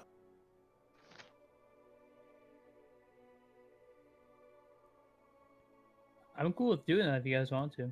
I'm ready to go kill an alligator in the swamp. He just needs to take out some rage. Here's some alligator tail. Tastes real good this time of year. It does. Does. Alternatively, I can have a falcon kind of fly around for a minute.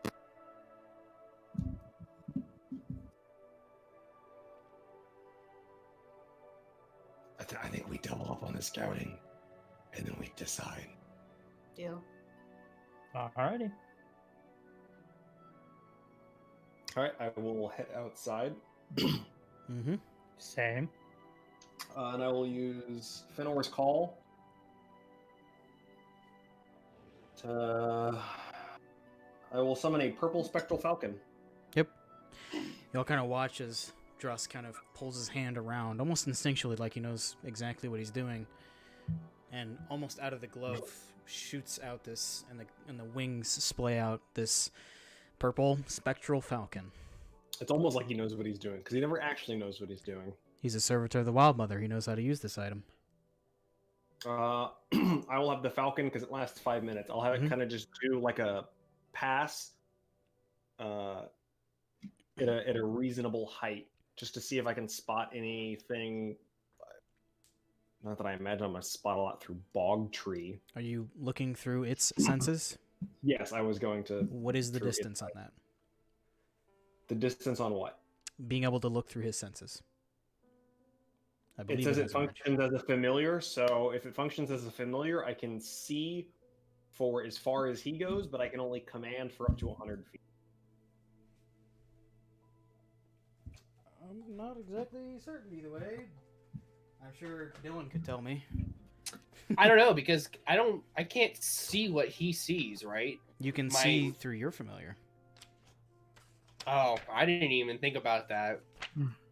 I know that like after like Zach said 100 feet you can't communicate with him, but whether you can still I don't know. While your familiar is within 100 feet of you, you can communicate with it telepathically. Additionally, as an action, you can see through your familiar's eyes and hear what it hears until the start of your next turn.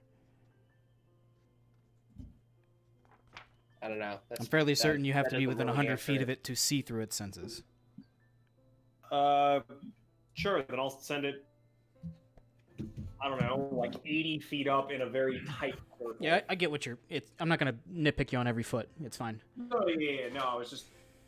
Yeah, if it can't, like, circle the whole town, I'll just kind of send it up as high as I can in a very tight circle. I can do 300 feet. Yeah, you can go 300 up, but you can't move. Yeah, I can just look around. So I guess the two options for the Falcon are I can send it low and wide, or I can send you can go high, so I'll send it low and wider. All right, then I'll go high. Yeah, I'll send it about 15 feet up and about as wide as I can make the circle. Okay. Or 20. I will. I want it over the trees, depending on how high they are. Make a perception check for Feanor. Go out. Does it have a stat block? That's an eagle. That's an eagle, sorry. Should be a falcon. Yes, it's a falcon, but it has the same stats as an eagle. Yeah, sorry, because there is no falcon in D&D, and I didn't want to create one. I'll just say, fuck it, eagle. Like badger. Yep.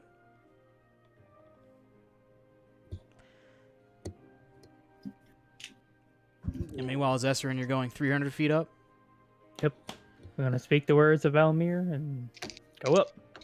Good news, eagles have advantage on perception that relies on sight. Sick. Ah! Nothing could have been better than double fours. 6. Yeah, I mean, you standing outside of Bog's Rest, you're kind of like, of course. As you send Feanor out and kind of look through his senses, the canopy is resting at about 20 feet above. These trees are kind of tall, old, most of them. The canopy's thick. The fog at this point, especially in the morning, beginning to roll in proper as it begins to roll, as you saw while you were on the gondola, down the Venbor Range, then off the cliff faces and resting in the Qatar Divide. Feanor, you don't pick up much in terms of like which direction is more helpful. You just see bog in every direction. Zesserin, you're going 300 feet up? Yep. So you'll kind of watch. Oh, sorry, go on. Sorry, before he does that, I will tap him on the shoulder and I will cast Enhance Ability. Eagle's Splendor. Oh, sorry, not Eagle's Splendor. Owl's Wisdom. Nice. So you kind of watch as Zesserin draws this dagger that has almost an eagle pommel. And he says, Almer. And as he does, Zesserin, your vision immediately leaves your body. And you can see as you shoot 300 feet up, now looking directly down upon yourself. I'm assuming, using your thought, you turn your viewing angle all around in general? Yeah, just to get a look of everything. Make a perception check. I believe at advantage, or... Nope, Is he's that- got advantage because of Enhance Yeah, Ability. that's what So- yeah, okay. That's what I thought. I just wanted to make sure what it did. Wait, so I do have advantage? You have You have advantage. advantage Okay. for an hour, technically.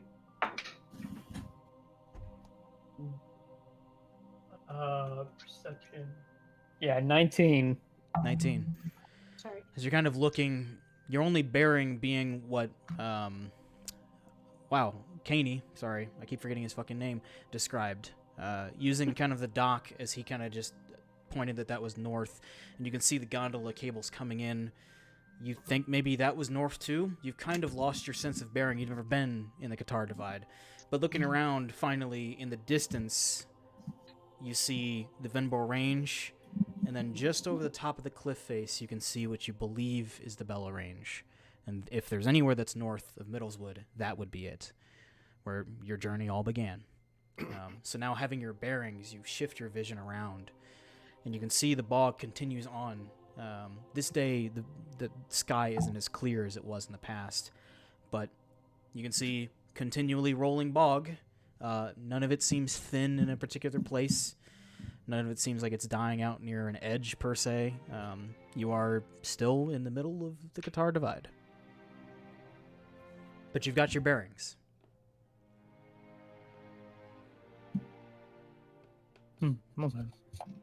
There are bits and places where you can see through the canopy being this high up, and what you can see is swamp floor. Sometimes water, sometimes not. You can tell it won't be fun traveling. Well, I'll let this to everyone else so they know.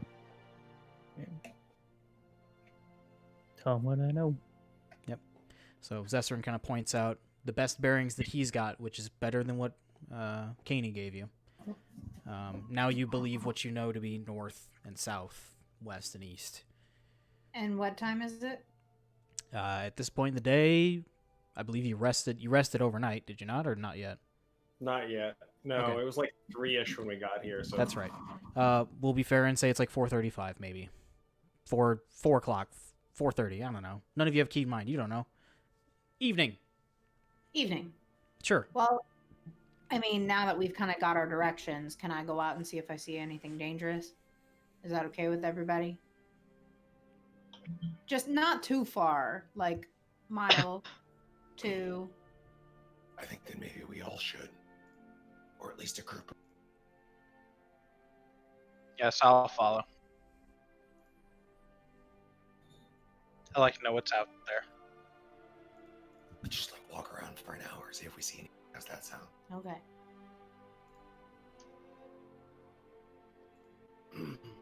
Okay. DM, as we do that, before we leave, I'd like to, right before we leave, cast my Speak with Animals so I can talk to Bar Mitzvah, the real Sure. Bar Mitzvah. Yeah. The real. And let him make the perception check. Okay. as she takes the 10 minutes to do that, I will take the 10 minutes to ritual cast Water Walk on all of us. Okay. So we hopefully don't fall into a bog hole. Very Bog. noted. That will certainly help with swamp travel overall. It will still not be easy going per se, as the terrain is almost never even. But at least you won't be slogging through water. That's going to be nice for some of your guys' boots. You get an easy, you get a very easy and straightforward, yeah, sure, from Bar Mitzvah. Just let me know if you want it in. I can smell. Can smell, buddy. I can smell. As you guys kind of all following Rox's lead, travel south, is it? Just to scout? Or are we heading out? Yeah, I would like to head south. Okay. Kind of. Sorry, maybe they in a wanna- circle, they but wanna also scout. Kind of as far as I can get reasonably before it gets super dark. Okay. Making a journey through the swamp, you're climbing over various, sometimes thick tree roots, and trying to maintain your main goal at this point, and you know this well, being a Morse Wayfinder, is no matter what, try to maintain the straightest line so you can follow it back. Because as soon as you twist and turn, you're gonna get twisted up. So trying to keep it straight and trying to move further south, scouting. I'm guessing you would like Bar Mitzvah to perform periodic perception checks. Yeah, and I'd also like to keep pretty stealthy too as it gets darker. Okay. Whoever's traveling with Rox, make a stealth check then. I thought we were. I'm traveling with her. Well, scouting, but you guys are.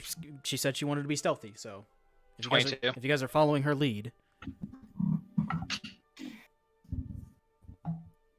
I wanted to be 14. stealthy.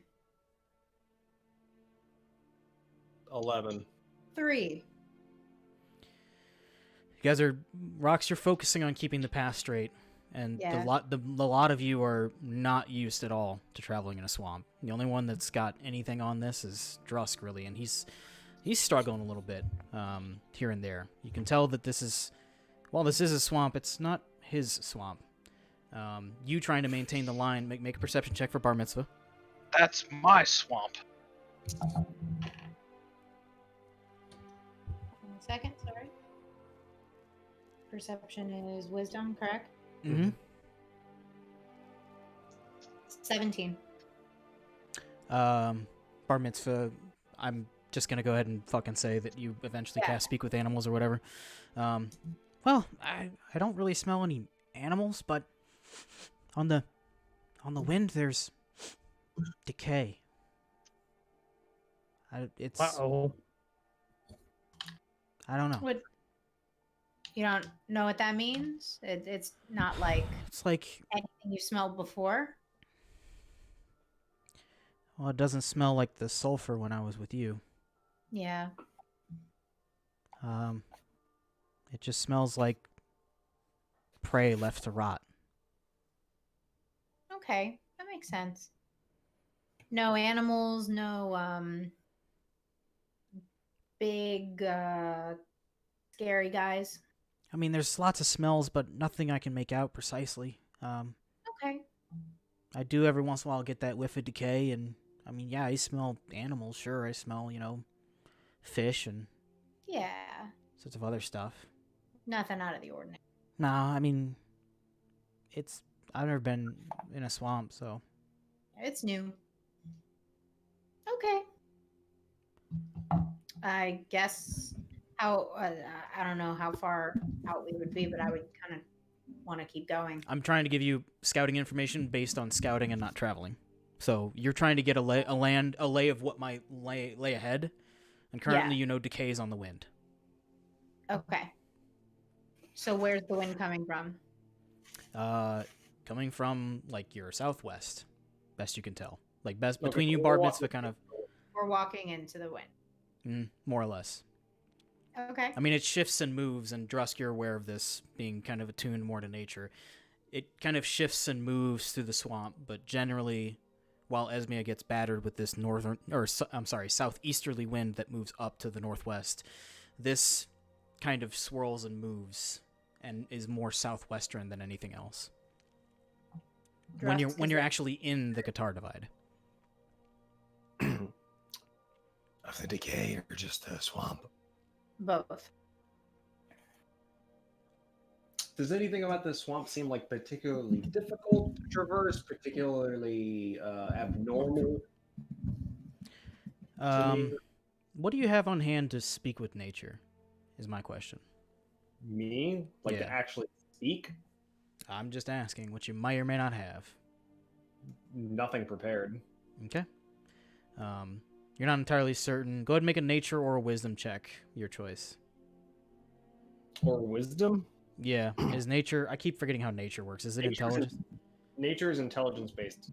I have survival. This wouldn't be a survival thing. Okay.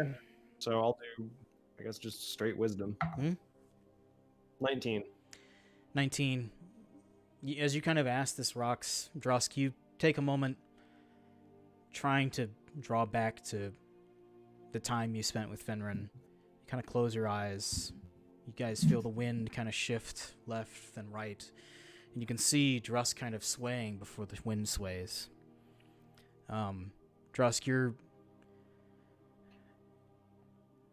in rare moments, especially in places that are closer to your home, you're able to connect with the nature around you. At first, it's almost this recoil. The nature around you isn't ready for interfacing, at least not the way that you're attempting. At first, it's a recoil, and then it kind of comes more of an answer of like history, wreathed in pain, filled with death, and clutching onto nature itself, clutching onto everything it can keep a hold of. And it's kind of in that moment when you think back to wherever the hell you're from, you realize this is not your swamp.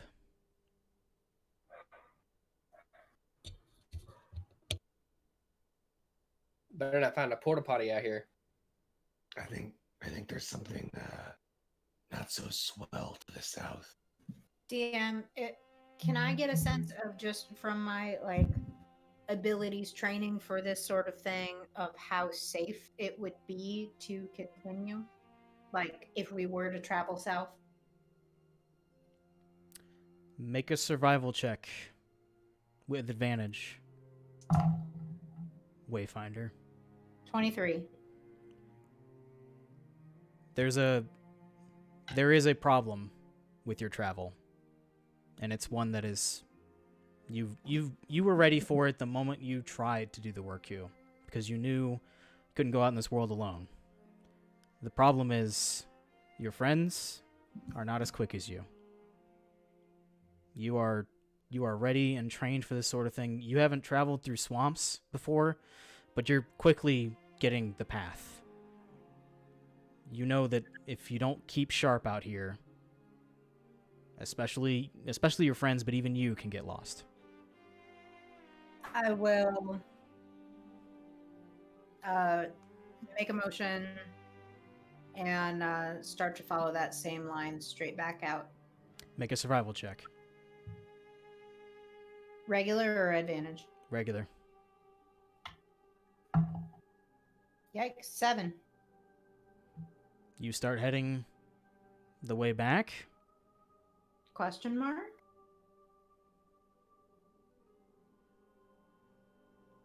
Still looking for perception from my little buddy. Sure, make another perception check for him as you've now turned, shifting a different direction. I believe that is going to be...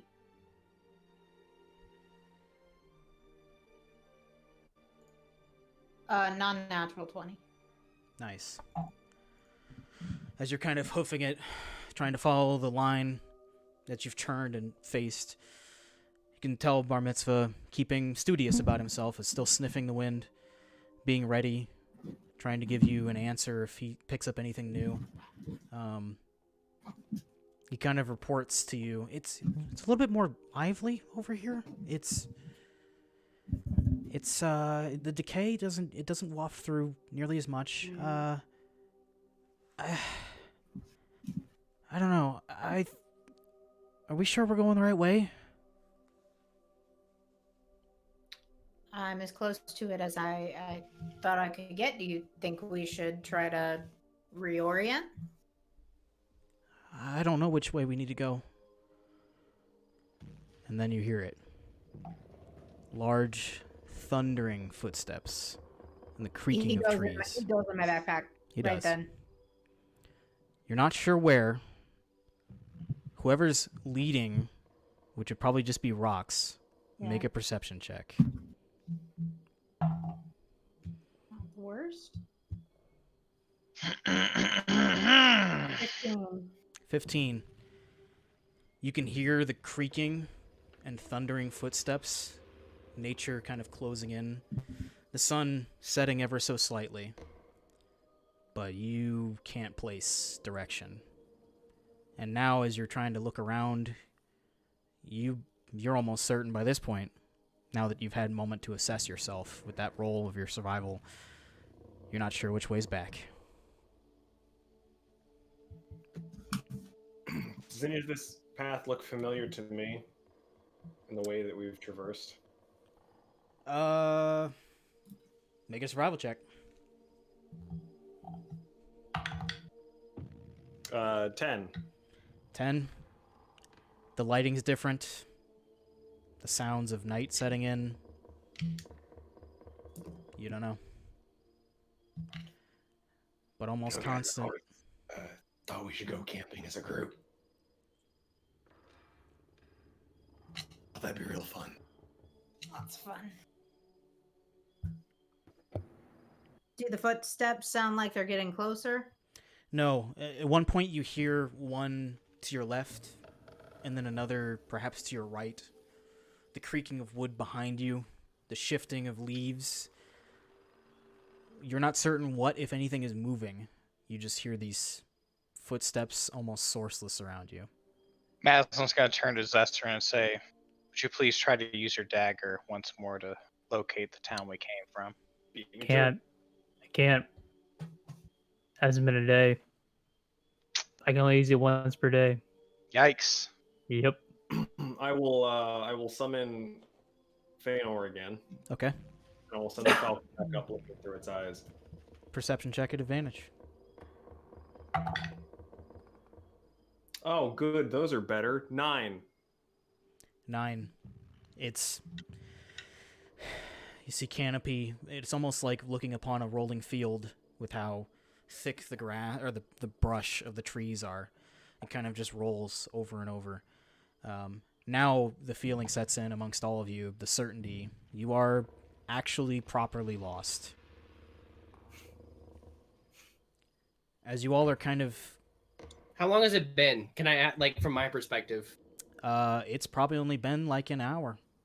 45 or an hour and 45 minutes. Let me know when it gets closer to like hour. I'm kind of getting. Hours. I'm kind of trying to play this fair because I don't really know exactly like how long you guys wanted to scout for. I just wanted to tell you like what lie in a specific direction, and then you guys turned around, but then you guys got lost. Sure. So would you say it's been about 2 hours? I would say it's reaching 2 hours. It is certainly reaching 2 hours. Who stayed behind with me? Was it you, Not Torflin. Jesus, I don't know what your new name is. But did you stay with me, or you're with him? I'm with them. Did anybody stay with me? I think everybody went with me. I think. Okay. I thought. wanted to Yeah, go that's right. alone. So, Matt, all right. So if it's been a long, long time, what I'm gonna do is I'm gonna send out a paper of message, Okay. and I'm just gonna write like, what's going on. Paper of message works like the animal messenger spell, does it not? I don't know the answer to that. What Should you be in asked. it. Oh yeah, a piece of paper acts as the animal messenger spell, as a flying messenger, up to 100 miles. Animal messenger. You specify a location which you must have visited and a recipient who matches a general description. Oh, I have to have been to the area. Okay, then I can't do that. Maslin's gonna turn to the party. He's gonna say, "I have this pendant. I can retrace their footsteps, but I can only do it for approximately 15 minutes. I suggest we run." It's a good idea. Probably the best idea we got. Ghostwalker's At least pendant. we know the direction. Then we just keep running straight. Well, I can only retrace their When we walk footsteps. straight It in the won't be a first straight line necessarily, but I can only retrace their footsteps backwards for once more. It's actually 14 minutes, but Maslin's gonna guess 15. Well, if we walked here in a straight line and we can get a footing, then we have a straight line. Well, just once we turn. regain our footing or our direction back, yes. Yeah, that's we'll be the goal. fine. That's a good idea. What is the duration But- on the footsteps that are displayed by the Ghostwalker's pendant? I think it's 10 feet. No, I think I put it in the item. Sorry. Effective 10 feet radius from the center of where? I'm just looking it over real quick. Okay. There was one thing I wanted to do, but now this has gotten a little bit more interesting, so I will work this through first, and we'll see where it puts you guys. All right. How much daylight is there exactly right now? I mean, there's a fair amount of daylight. The sun is slowly setting because you are in closer to the winter side. You pretty much past the fall side almost. Ghostwalker's pendant. Let me read this real quick. Twice daily, footsteps who pass through the area within the last 2 hours glow with a pale blue ether. So that's important. You can see footsteps that have occurred in the past 2 hours. So, Right. We've only been traveling for an hour, right? you've been traveling for about an hour and 45. Okay. Well, it's just enough for us to get our heading back, hopefully. We'll see. Yeah, we'll So- see. You using the Ghostwalker's pendant? I'm gonna activate. I'm gonna say, "Follow me." And we're gonna Yep. go as Nope. fast as possible through a fucking swamp. Most of you ponying up, getting ready to dart as soon as Maslin takes off. Maslin, you kind of watch Maslin pull out this pendant that kind of drapes down, and it's almost got this wolf head with two blue eyes within. And as you kind of take the pendant, hold it in one hand, and touch the ground, there you see a collection of footprints in front of you all. So, now, I assume, you all are sprinting, right? In the direction of our footprints. Nobody else. I want to be as safely sprinting as possible. I don't want to trip over myself or nothing. I Okay. mean, we can still walk. As long as we have a heading, we have the direction we're supposed to be going. Well, we still have to regain what our original backwards heading was. Since That's we're what not- I'm saying. We're If we assuming- have the direction, we just keep going straight. Right. We're assuming we walked straight in the first place, which we didn't necessarily. Yeah, we did. Aiden said we did. You had your heading when you left Middleswood. You lost it on the way And back.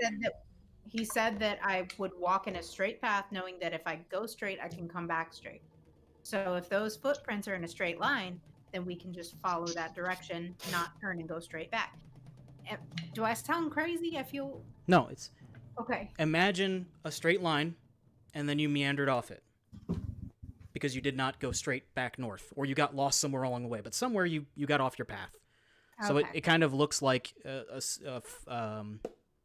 fork in the road. You Got walked it, in a got straight it. line, and then somewhere along the way, you no longer walked in a straight line. You meandered it. off somehow, Got it. somewhere, and you're hoping to refine that straight line so that you can then make the judgment call: did I wander off left or did I wander off right? And then you choose left or choose right and go that way. Make Got it. sense? So, Ghostwalker pendant activates. Maslin, you see the footsteps. All of you, I assume, take off running. I'll follow him, yeah. Sure. Okay. I need everybody to make athletics or acrobatics checks, their choice, for the duration of 14 minutes at a full sprint. If that's what you guys are doing. Jeez. Oh. Natural 20 for 23. So they have to do it for every 6 seconds, though? Nope. 25. 25. Nice. 17. Drusk, what'd you get? 12. Okay. Maslin? 15. Okay. You all are running. Drusk, sometimes you got to drop down, get on all fours. Old style, traveling through. You remember doing it with Zak. As you keep moving through the brush and the trees, sometimes vines whipping you guys in the face. You all are fairly winded by the end of this. Everyone make a Constitution saving throw.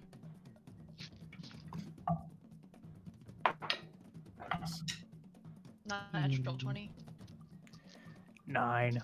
13. 7? Oh, wait. 12. 25. Drusk, Maslin, Zessarin, 1 point of exhaustion, as you are full sprint for over 14 minutes.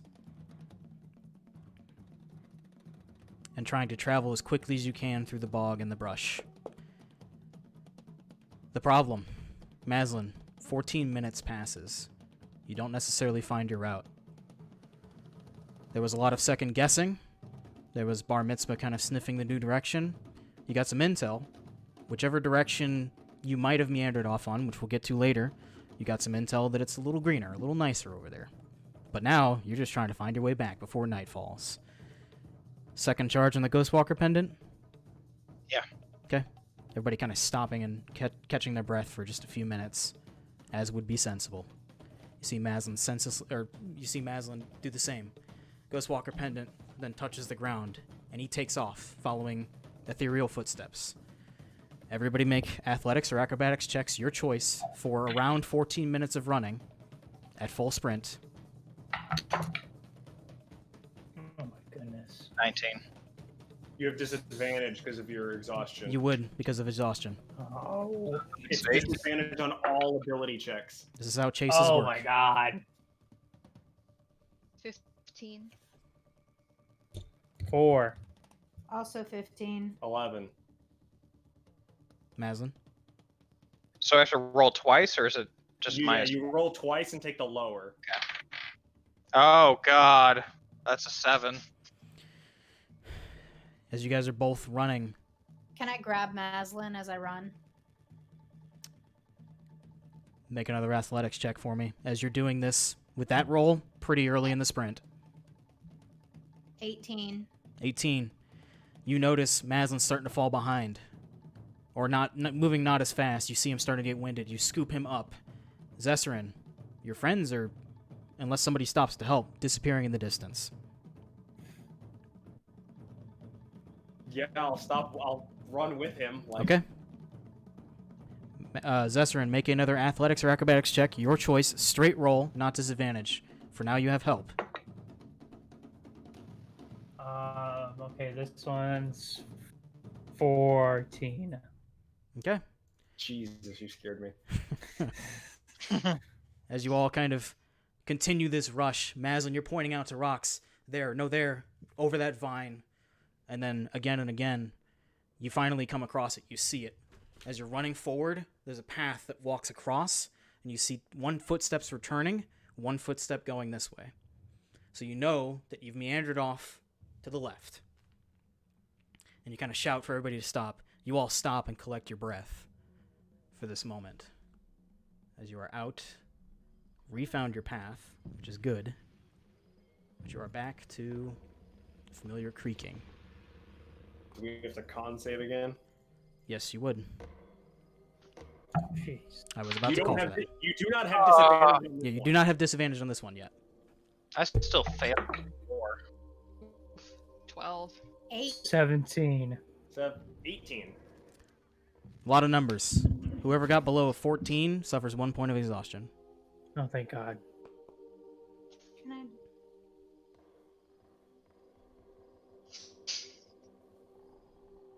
So, Maslin, Rox carries you and kind of lets you down where you point out. You have about another minute of the Ghostwalker pendant or so, about a minute 30, as you kind of watch your footsteps now having behind you ran and then run back, and your footsteps off to your right having run and run back, and your footsteps that are on the left side of this path only having come this way. So you know that that's the route you need to retrace. All right, so you say I have about a minute, right? You have about a minute and a half on this. Okay, can I hand the pendant to Drusk, point in a direction and say, follow these footsteps? The pendant requires attunement. Okay. But you point this out to the group, I imagine. Yes, I will point in that direction. I'll just... Yeah, I guess that's it. Okay. If you're just being carried, can you just say onwards? I'm being carried out, right? I would assume Rox would have let you down once you refound your path, unless Rox, you truly want to carry him. I got a point Oh, wait. of exhaustion. Maslin, You're you really walking. wouldn't need to have made a second Constitution saving throw because Rox was carrying you. So go ahead and go back down to 1 point of exhaustion. Might be. I thought you only cared for like a second. No, I was carrying it. With that roll, it was pretty early into the sprint. Maslin clearly did not take enough time to catch his breath before reactivating the Ghostwalker pendant and continuing on. So, down to 1 point of exhaustion for you, Maslin. Sorry, I forgot about that. I'm glad I thought about that, though. Now, you guys having refound your path, who's leading the way back? I'll do it. Okay. Survival check. I will touch myself. I will cast another round of enhance ability. So I can get a straight roll. 21. 21. You guys all start to follow Drusk. It's a little stranger, his traversal, than Rox. Rox, your traversal is trained. It's with the understanding, like I said, you take a straight line, you take it back. It's how humans don't get lost. Or half-orcs in this case. Drusk's is a little stranger. He feels the swamp around him. He feels the path. At times he curves around a tree and you're like, well, this is fucking way off the path, right? But he kind of meanders down into a valley and then back up. Sometimes with the water walk, even going over a large body of water that you don't remember crossing in the first place. But it's not too long until you see the very, very dim glow of Middleswood. And the building you can assume to be Boggs, B-A-W-G, is Rest.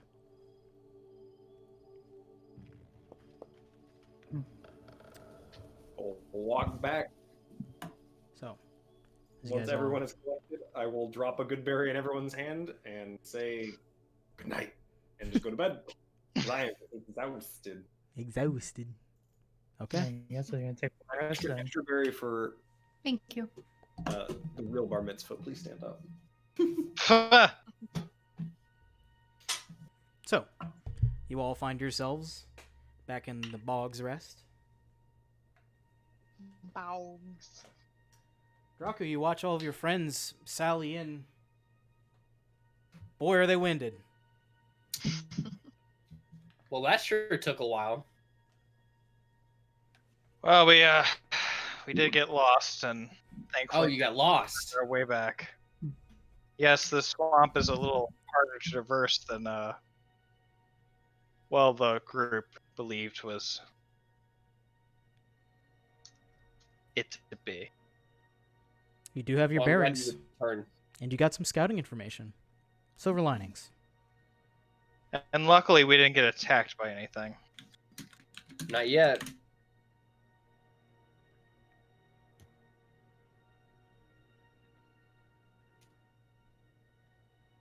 But I'm glad you returned. The comp- Seems you are all on the verge of just passing out where you stand. So, Bed ways is right ways right now. good Yep. night. For like a 35 minute full on sprint through the bog and the brush. Wore them out. You got scared. There's a difference between like distance running and sprinting, which is what I assume you guys were doing. FYI, that's my mechanics, and Rox is familiar with this. It's my mechanics for how I run chases.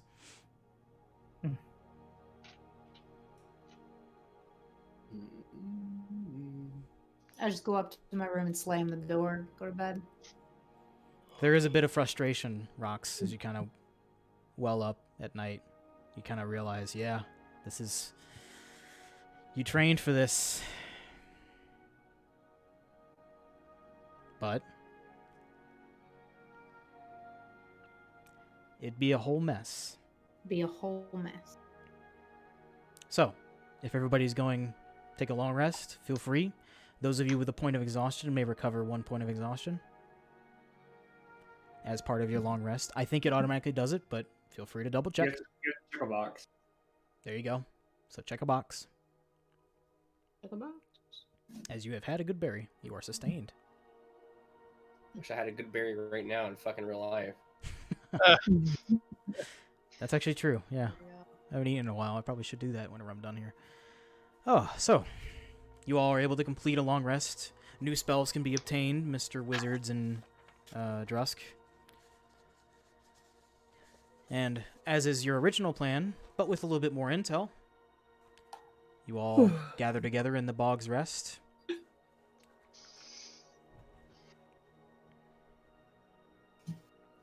I think we should find the Swamp Witch. Swamp Witch.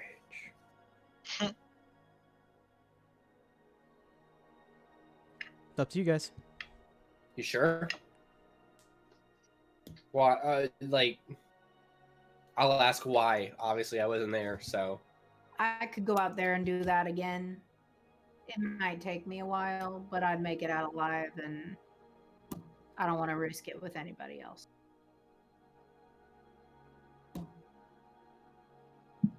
Okay. There's also something kind of ominous to the south and smells like death. I don't know. I will say, Well- as a recap, thinking it back through, especially you, Rox, you now realize that almost greener, nicer-ish smell, but also the creaking of trees northeast, or northwest, sorry, as you had meandered left ways of your path. Giant footprints, creaking trees. Big stuff. Take that omen how you will. Maybe Swamp Witch knows a thing or two I don't. Well, I'm ready whenever. So we must head to dock and find some moss and follow that direction, yes? I believe Kaney's description was at the end of the dock out the right side of the door, and then just a little bit off to the right of that dock. Follow the trees until the moss changes, then follow the moss. And was the proper pronunciation all Yeah, right? what's his name? Do boy. Oh, actually, I wrote it. Yep. Naruto? Yep, Naratai. Narutai. Naratai. Narutai. Okay. It's Naruto, but Narutai. See, I typed it out, but I didn't have it enunciated. So It's wanted to make sure. Nara apostrophe Ti. Oh, Narutai. All right.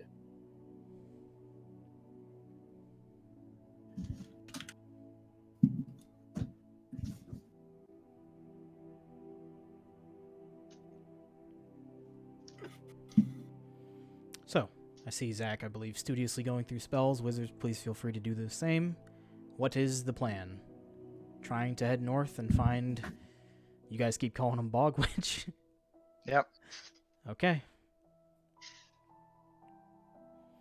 As you kind of gather together, there was a bit of commotion last night as you all kind of came in. You saw Olar almost with this sort of knowing grin on his face. In the sense, yep, they went out there and experienced some shit. I knew that was going to happen. But you As saw... I walked by him last night, I would have used Druidcraft to create the smell of a skunk in a 5-foot cube around him. there was a moment when he goes, "Oh," and he snorts, and it's just this whole no. He you basically fumigate him out from behind the bar. Whereas Kaney, for those of you who looked, just kind of still had his hand over this tankard, not sure how empty it was, with a concerned expression on his face. Or maybe a knowing one. Knowing concern? Whatever. So, most of you venturing to set out this morning, heading north until you see the moss change. Who's leading this charge? I would have assumed it would have been Rox, but she's gone.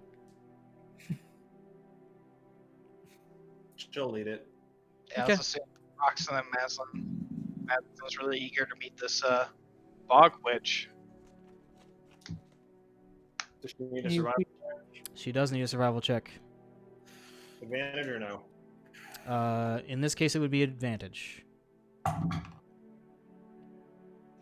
21. 21. She follows Kaney's directions. You guys now having a decent bearing of where south is. You recognize Kaney's directions as far as going off the dock and a little bit to the right. I mean, it's a little archaic, but it works. His suggestion was on par with what Rox's summarization is. So as you guys begin to travel, taking note of the moss that grows on the trees, kind of along the left side here, as you guys begin to travel north. So it's shifting at times, but Rox is keeping you on the path with that 21. And then everybody, well, Rox, make a perception check for me. Drusk as well, I'd imagine, as you're trained in this sort of thing. Nice. Cocked. 27. Okay. There's a moment, Drusk, when you think you're about to speak up, just because you want to help your friend, and then she catches on too. You both notice the moss kind of shifting direction around the trees as you continue to walk, and you realize that's strangely a compass rose of sorts, according to Caney, of where you need to go. So as you guys kind of start to follow this new heading, it kind of, as you start to meander off north, you curve a little bit to the left, almost heading that northwest, but not quite the southwest. What would be the southwest of Middleswood, but you are now northwest of Middleswood, as you curve out north and then curve left. So at this point, you've churned, and the moss kind of churns with you. It's almost like this path leading you down. It's 45, 50 minutes of travel. The sounds of the swamp morning, fine. I was running with the assumption, was I running incorrectly? Sorry, Drusk, that you had ritual cast water walking everybody. Yeah, I can. Okay. I just assumed you would have, but for the sake of travel. Yeah, it's gonna slow us down because I have to ritual cast it every hour. It breaks a little bit above even, for sure. Not having to have your friends slog through water and whatnot. Not having to go around like these small bog lakes. You can just wide across. Also makes navigation a little bit easier. Noted. Cool.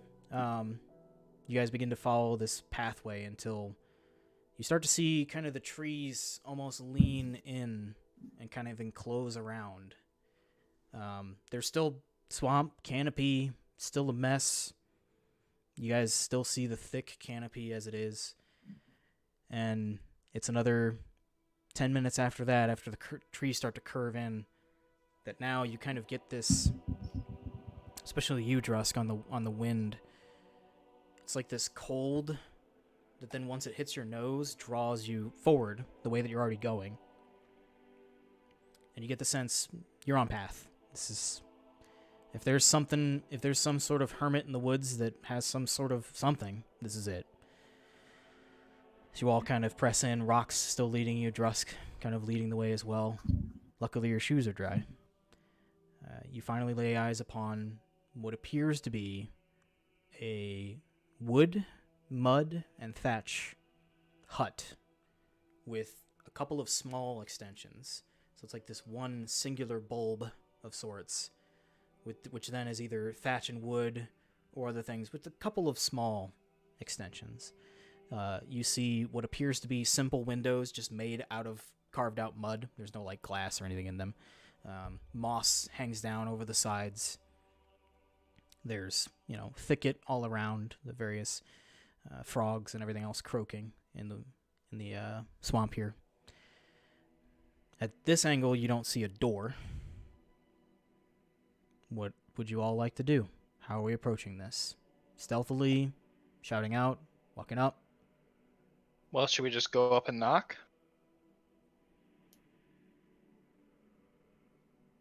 I mean, Sure. I think we just gotta announce our presence. If this place isn't booby trapped. Maslin's gonna cast tongues on himself, Okay. Noted. and he's gonna cry out, "We seek the master of this plane."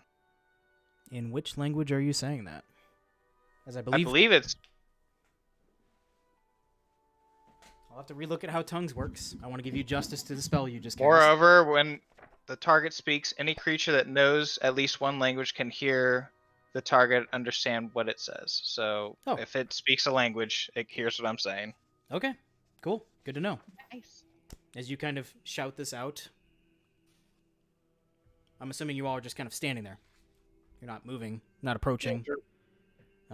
You kind of see Maslin inscribe this sigil in the air, and shout out in what you guys just hear is common. A moment passes. Another moment passes. There's almost this kind of, and the house is smokeless. There's no chimney with smoke rising out of it. There's almost this pregnant pause where you don't think you're going to get an answer. And then from just about the other side, with whatever little noises through the crickets and frogs of the swamp, you hear as it sounds like a door has been opened. And then, let me make sure I get this right. Glancing around the side of this forest hut of sorts, you all see a humanoid? A creature? This would be Maslin. Just Maslin. Make a history check. See if you know what this thing is. That's a whopping 16. You have no idea what this is. Fuck. As you all Alright. kind of see this creature look around, it's almost got this feline type of face. In a sense, it's very narrow with thin eyes. You can see the eyes are silver, and has these two long, almost wooden horns, but they drive towards the back of the head, kind of rise up and out. You can see a myriad of dreadlocks in various color, all sorts of these, almost like streamers on a door, I guess is the best way I can describe it. Like beads on a door, is all various colors streaming down the front. Seems to be a male-ish form. And as it kind of walks around, you can see the legs. I actually forget what the hell the terminology for them is, but they curve like this down and then back and in to like a hoof of sorts. It's more of like a hoof than it is, standing like a proper humanoid.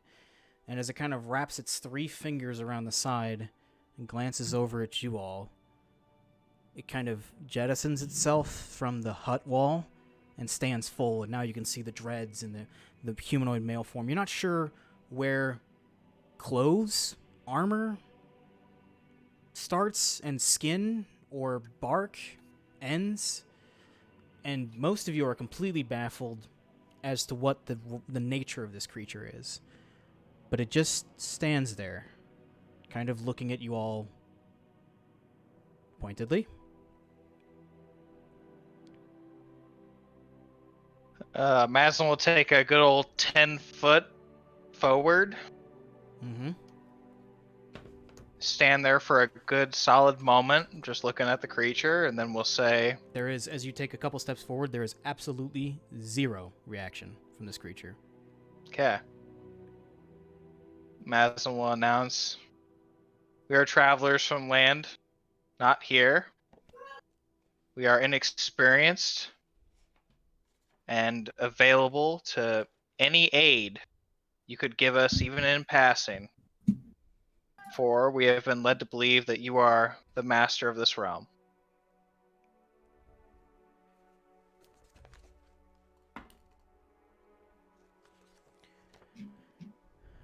You are lost. Do we understand this, DM? Yes, this isn't common. Okay. Are you not? We can find our way back from where we came, but we cannot find our way to where we're going. And where is it that you are going? South. Hmm.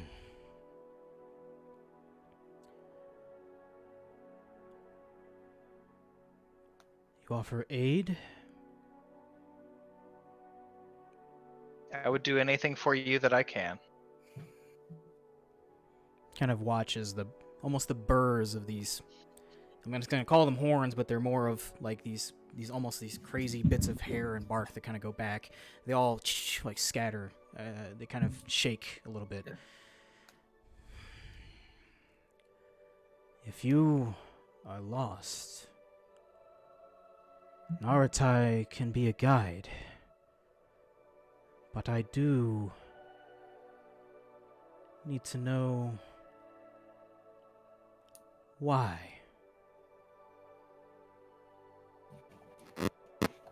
We need to get to the capital. Something absolutely terrible happened to my village. They were all wiped out. We don't know who survived. I'm just trying to help. I'm trying to see who's left. I need to find my brother.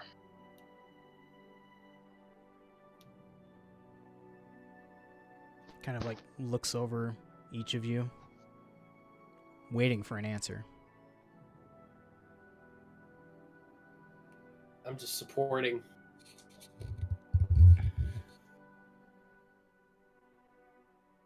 I came with nothing to offer you. But is there anything we can do for you?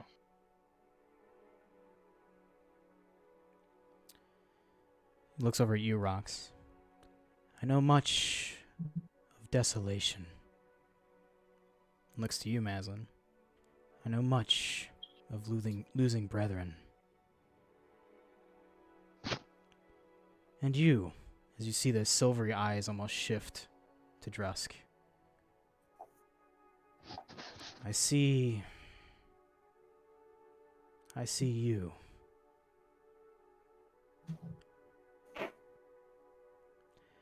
There is a darkness, a taint, if you will, in this swamp. I will guide you where you need to go. I will guide you there first. I cannot help you fight, for if I engage, it very likely would take me as well. Clear this scourge, and under my guidance, I'll get you exactly where you 3, 4, 5, 6 belong. Not just where you want to go.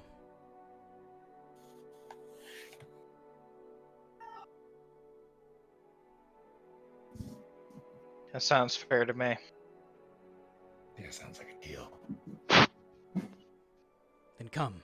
And you watch as it 3 fingers and the singular thumb kind of curl into this almost fist and then drops to the side as it begins to walk back around the opposite direction of the hut of you. I'm assuming you all follow. Yep. As you kind of come around the front, you can see this creature kind of wave its hand. And as it does, you can see... What's interesting is from within, pieces of wood float out and in. Out and then into almost a small rocky recess in the front. And then as it waves it again, you can see what appears to be very crude but well-maintained pottery. But it's not made of metal. It's made of treated, almost, Drusk, you can see it as well-loved and well-respected wood of a form. And at first you're thinking this creature's going to set this shit on fire and set its whole hunt on fire, but as it kind of waves one of its fingers, the fire kind of alights. As it waves again, a number of cups come out and place themselves. And then perhaps what appears to be a well-made wooden tea set of sorts. As it waves again, as it kind of curls its hand up, its 3 talons, each time it lifts a finger, These wooden stumps rise out of the ground. 7. One for each of you, and one for it. And it sits as this fire begins to broil what appears to be a tea setting of some form. I will sit and wait for tea. Me too. Yep. Same. Just As you're all kind of sitting and waiting for tea. Should probably change this. You all kind of find yourself strangely enthralled with this creature with its silvery eyes and this almost green bark but brown like skin in certain places. Most of you, taking a moment, can take in the scars upon this creature. There are bits where it looks like flesh has been torn and then scarred, but around the very top layer it's bark. But underneath it doesn't look like when you've scratched away at a tree. It looks like skin that is scarred. Yes, Master. I'd like to start casting Detect Magic as a ritual. It will take 10 minutes, but I would like to start now. Sure.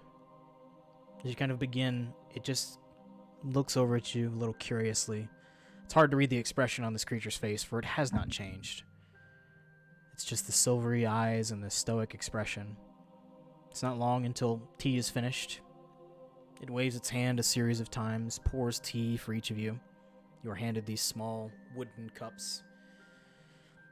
You are able to take what seems to be a very pleasant tea. For all the I probably should have mentioned this earlier. For all the mushrooms that you were given, Drusk, it doesn't strike you that you could have done any better with anything you've seen so far in this swamp, as far as making a proper tea goes. And you know all about herbal teas and the medicinal qualities they can bring. yeah. So I have 1 bag of mushrooms, right? You have 1 bag of mushrooms. Just note that they're from Caney. Or note that they're from Middleswood. I don't really care which. Sorry, I forgot to follow up on that one. No word.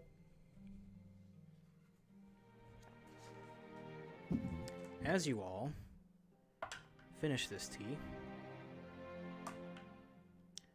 you all gain 12 temporary hit points. Ooh. You have advantage on any wisdom-based skill checks.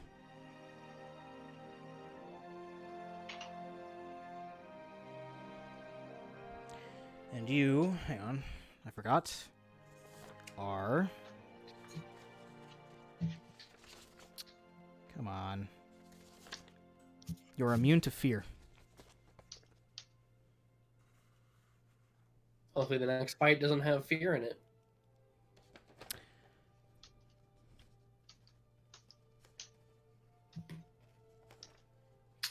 DM, did I see?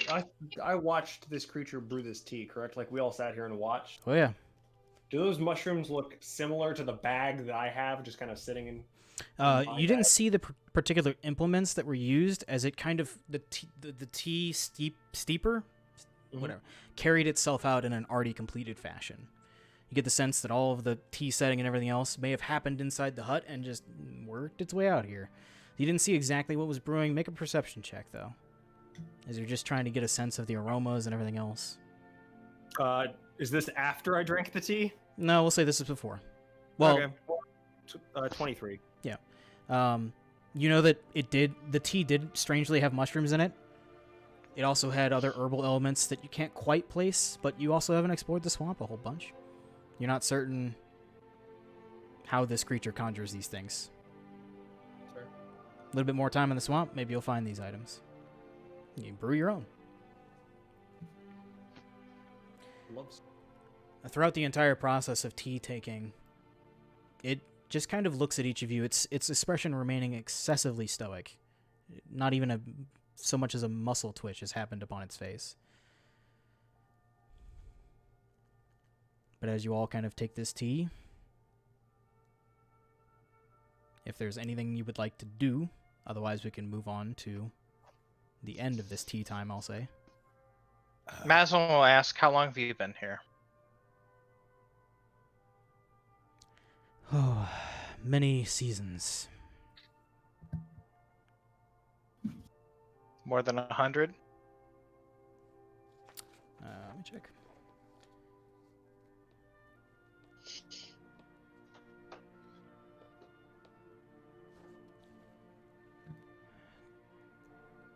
Sorry, I'm doing quick maths. 274 seasons. That is a long time, friend. Are you happy with your home here? It used to be more.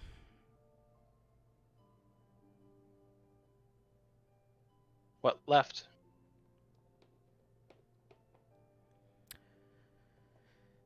It's not necessarily what left, but what came instead.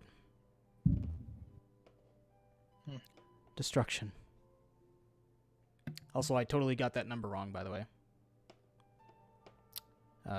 It would have been 1,136 seasons. Sorry. Woo! Big difference, as I divided rather than multiplied.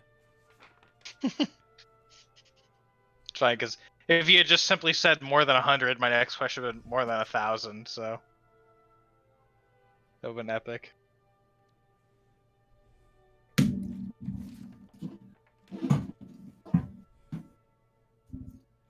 Like I said, as it looks over at rocks, I know all about desolation.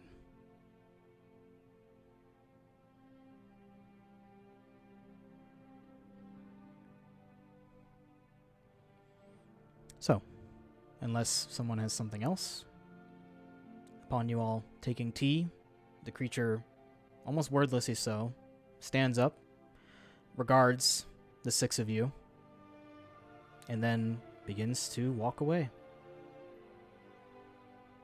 I'll follow. Guess we're going. Okay. Follow.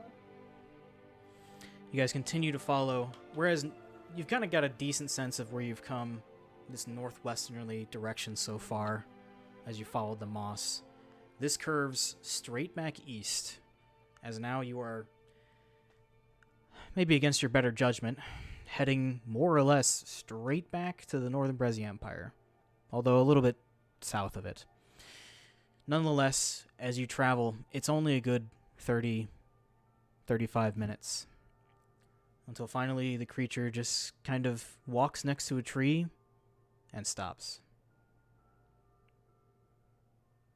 As you all kind of approach from behind, it's looking directly ahead, and you can see a lot of the trees here have these striations of almost a black in them. A decay of a form.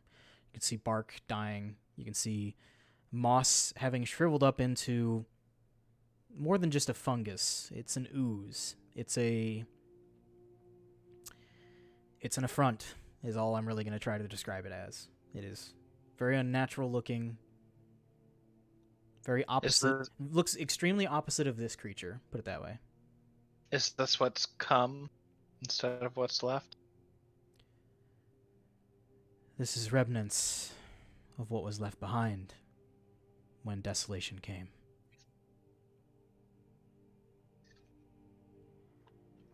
If I fight it, it could consume me. If it consumes me, it consumes the swamp. I see. Is this the only place it dwells? There is another, but it's not where you're going, nor where you belong. I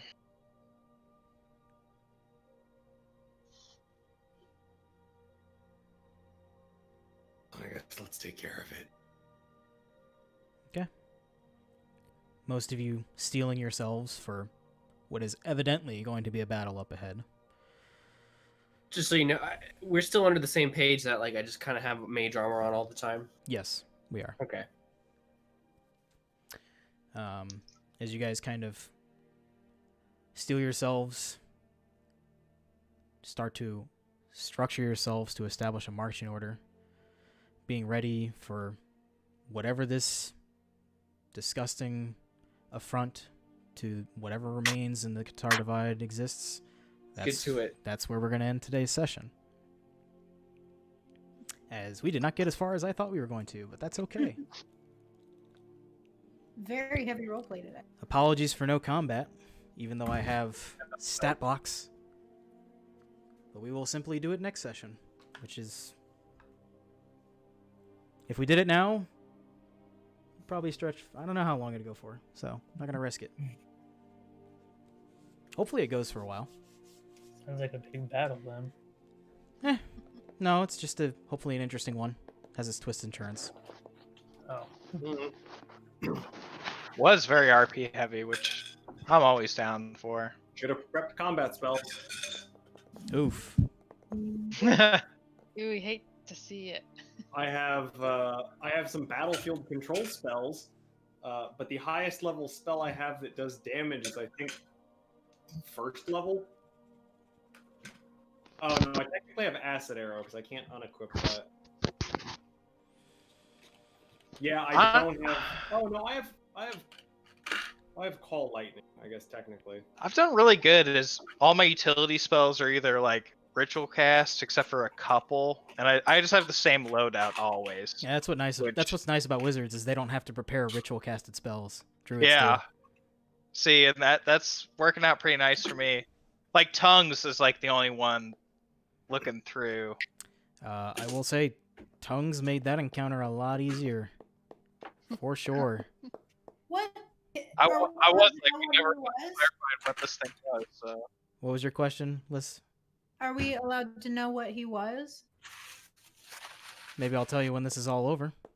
Okay. Yeah. I'll tell you it's a real creature or a real race in D&D. Well, it's not a real race in D&D 5e, but it's a real race in Dungeons and Dragons, Cool. just from older editions.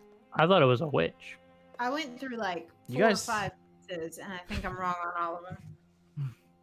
Yeah, your descriptions got me with fucking hands up in the air. I don't fucking have a clue. Yeah, at first I was like satyr, and then I'm like, no. And then what was the inch? Treant. Treant? Awakened tree. Oh yeah. Woo! No, Let's this creature's medium sized. This creature's medium sized, so it's not like a tree ant, which is fucking huge. Oh, the plus side is I always have water walk prepared because I'm a swamp druid. Yep. Me too. I wasn't expecting the scouting, but I think maybe that was kind of important to impress upon you. Not that you had to go find this guide, but that the swamp is... You can get lost in this. That was part of the reason why I came along. I was like, dude, I don't think they're gonna make it. Like, I want to be there to help. And then, like, whenever we got lost, I was like, wait, I have that fucking amulet. Thank God. Fine if I was by myself. It would have been fine. Yep. I would just send Carl out to find you. It's okay. Been fine. All right, guys. Thank you for joining me. I appreciate it. Thank you. Okay. Sorry there was no combat, but you know it's coming at the start of next session, so pony up. What I'm worried about. Alrighty. I need to go.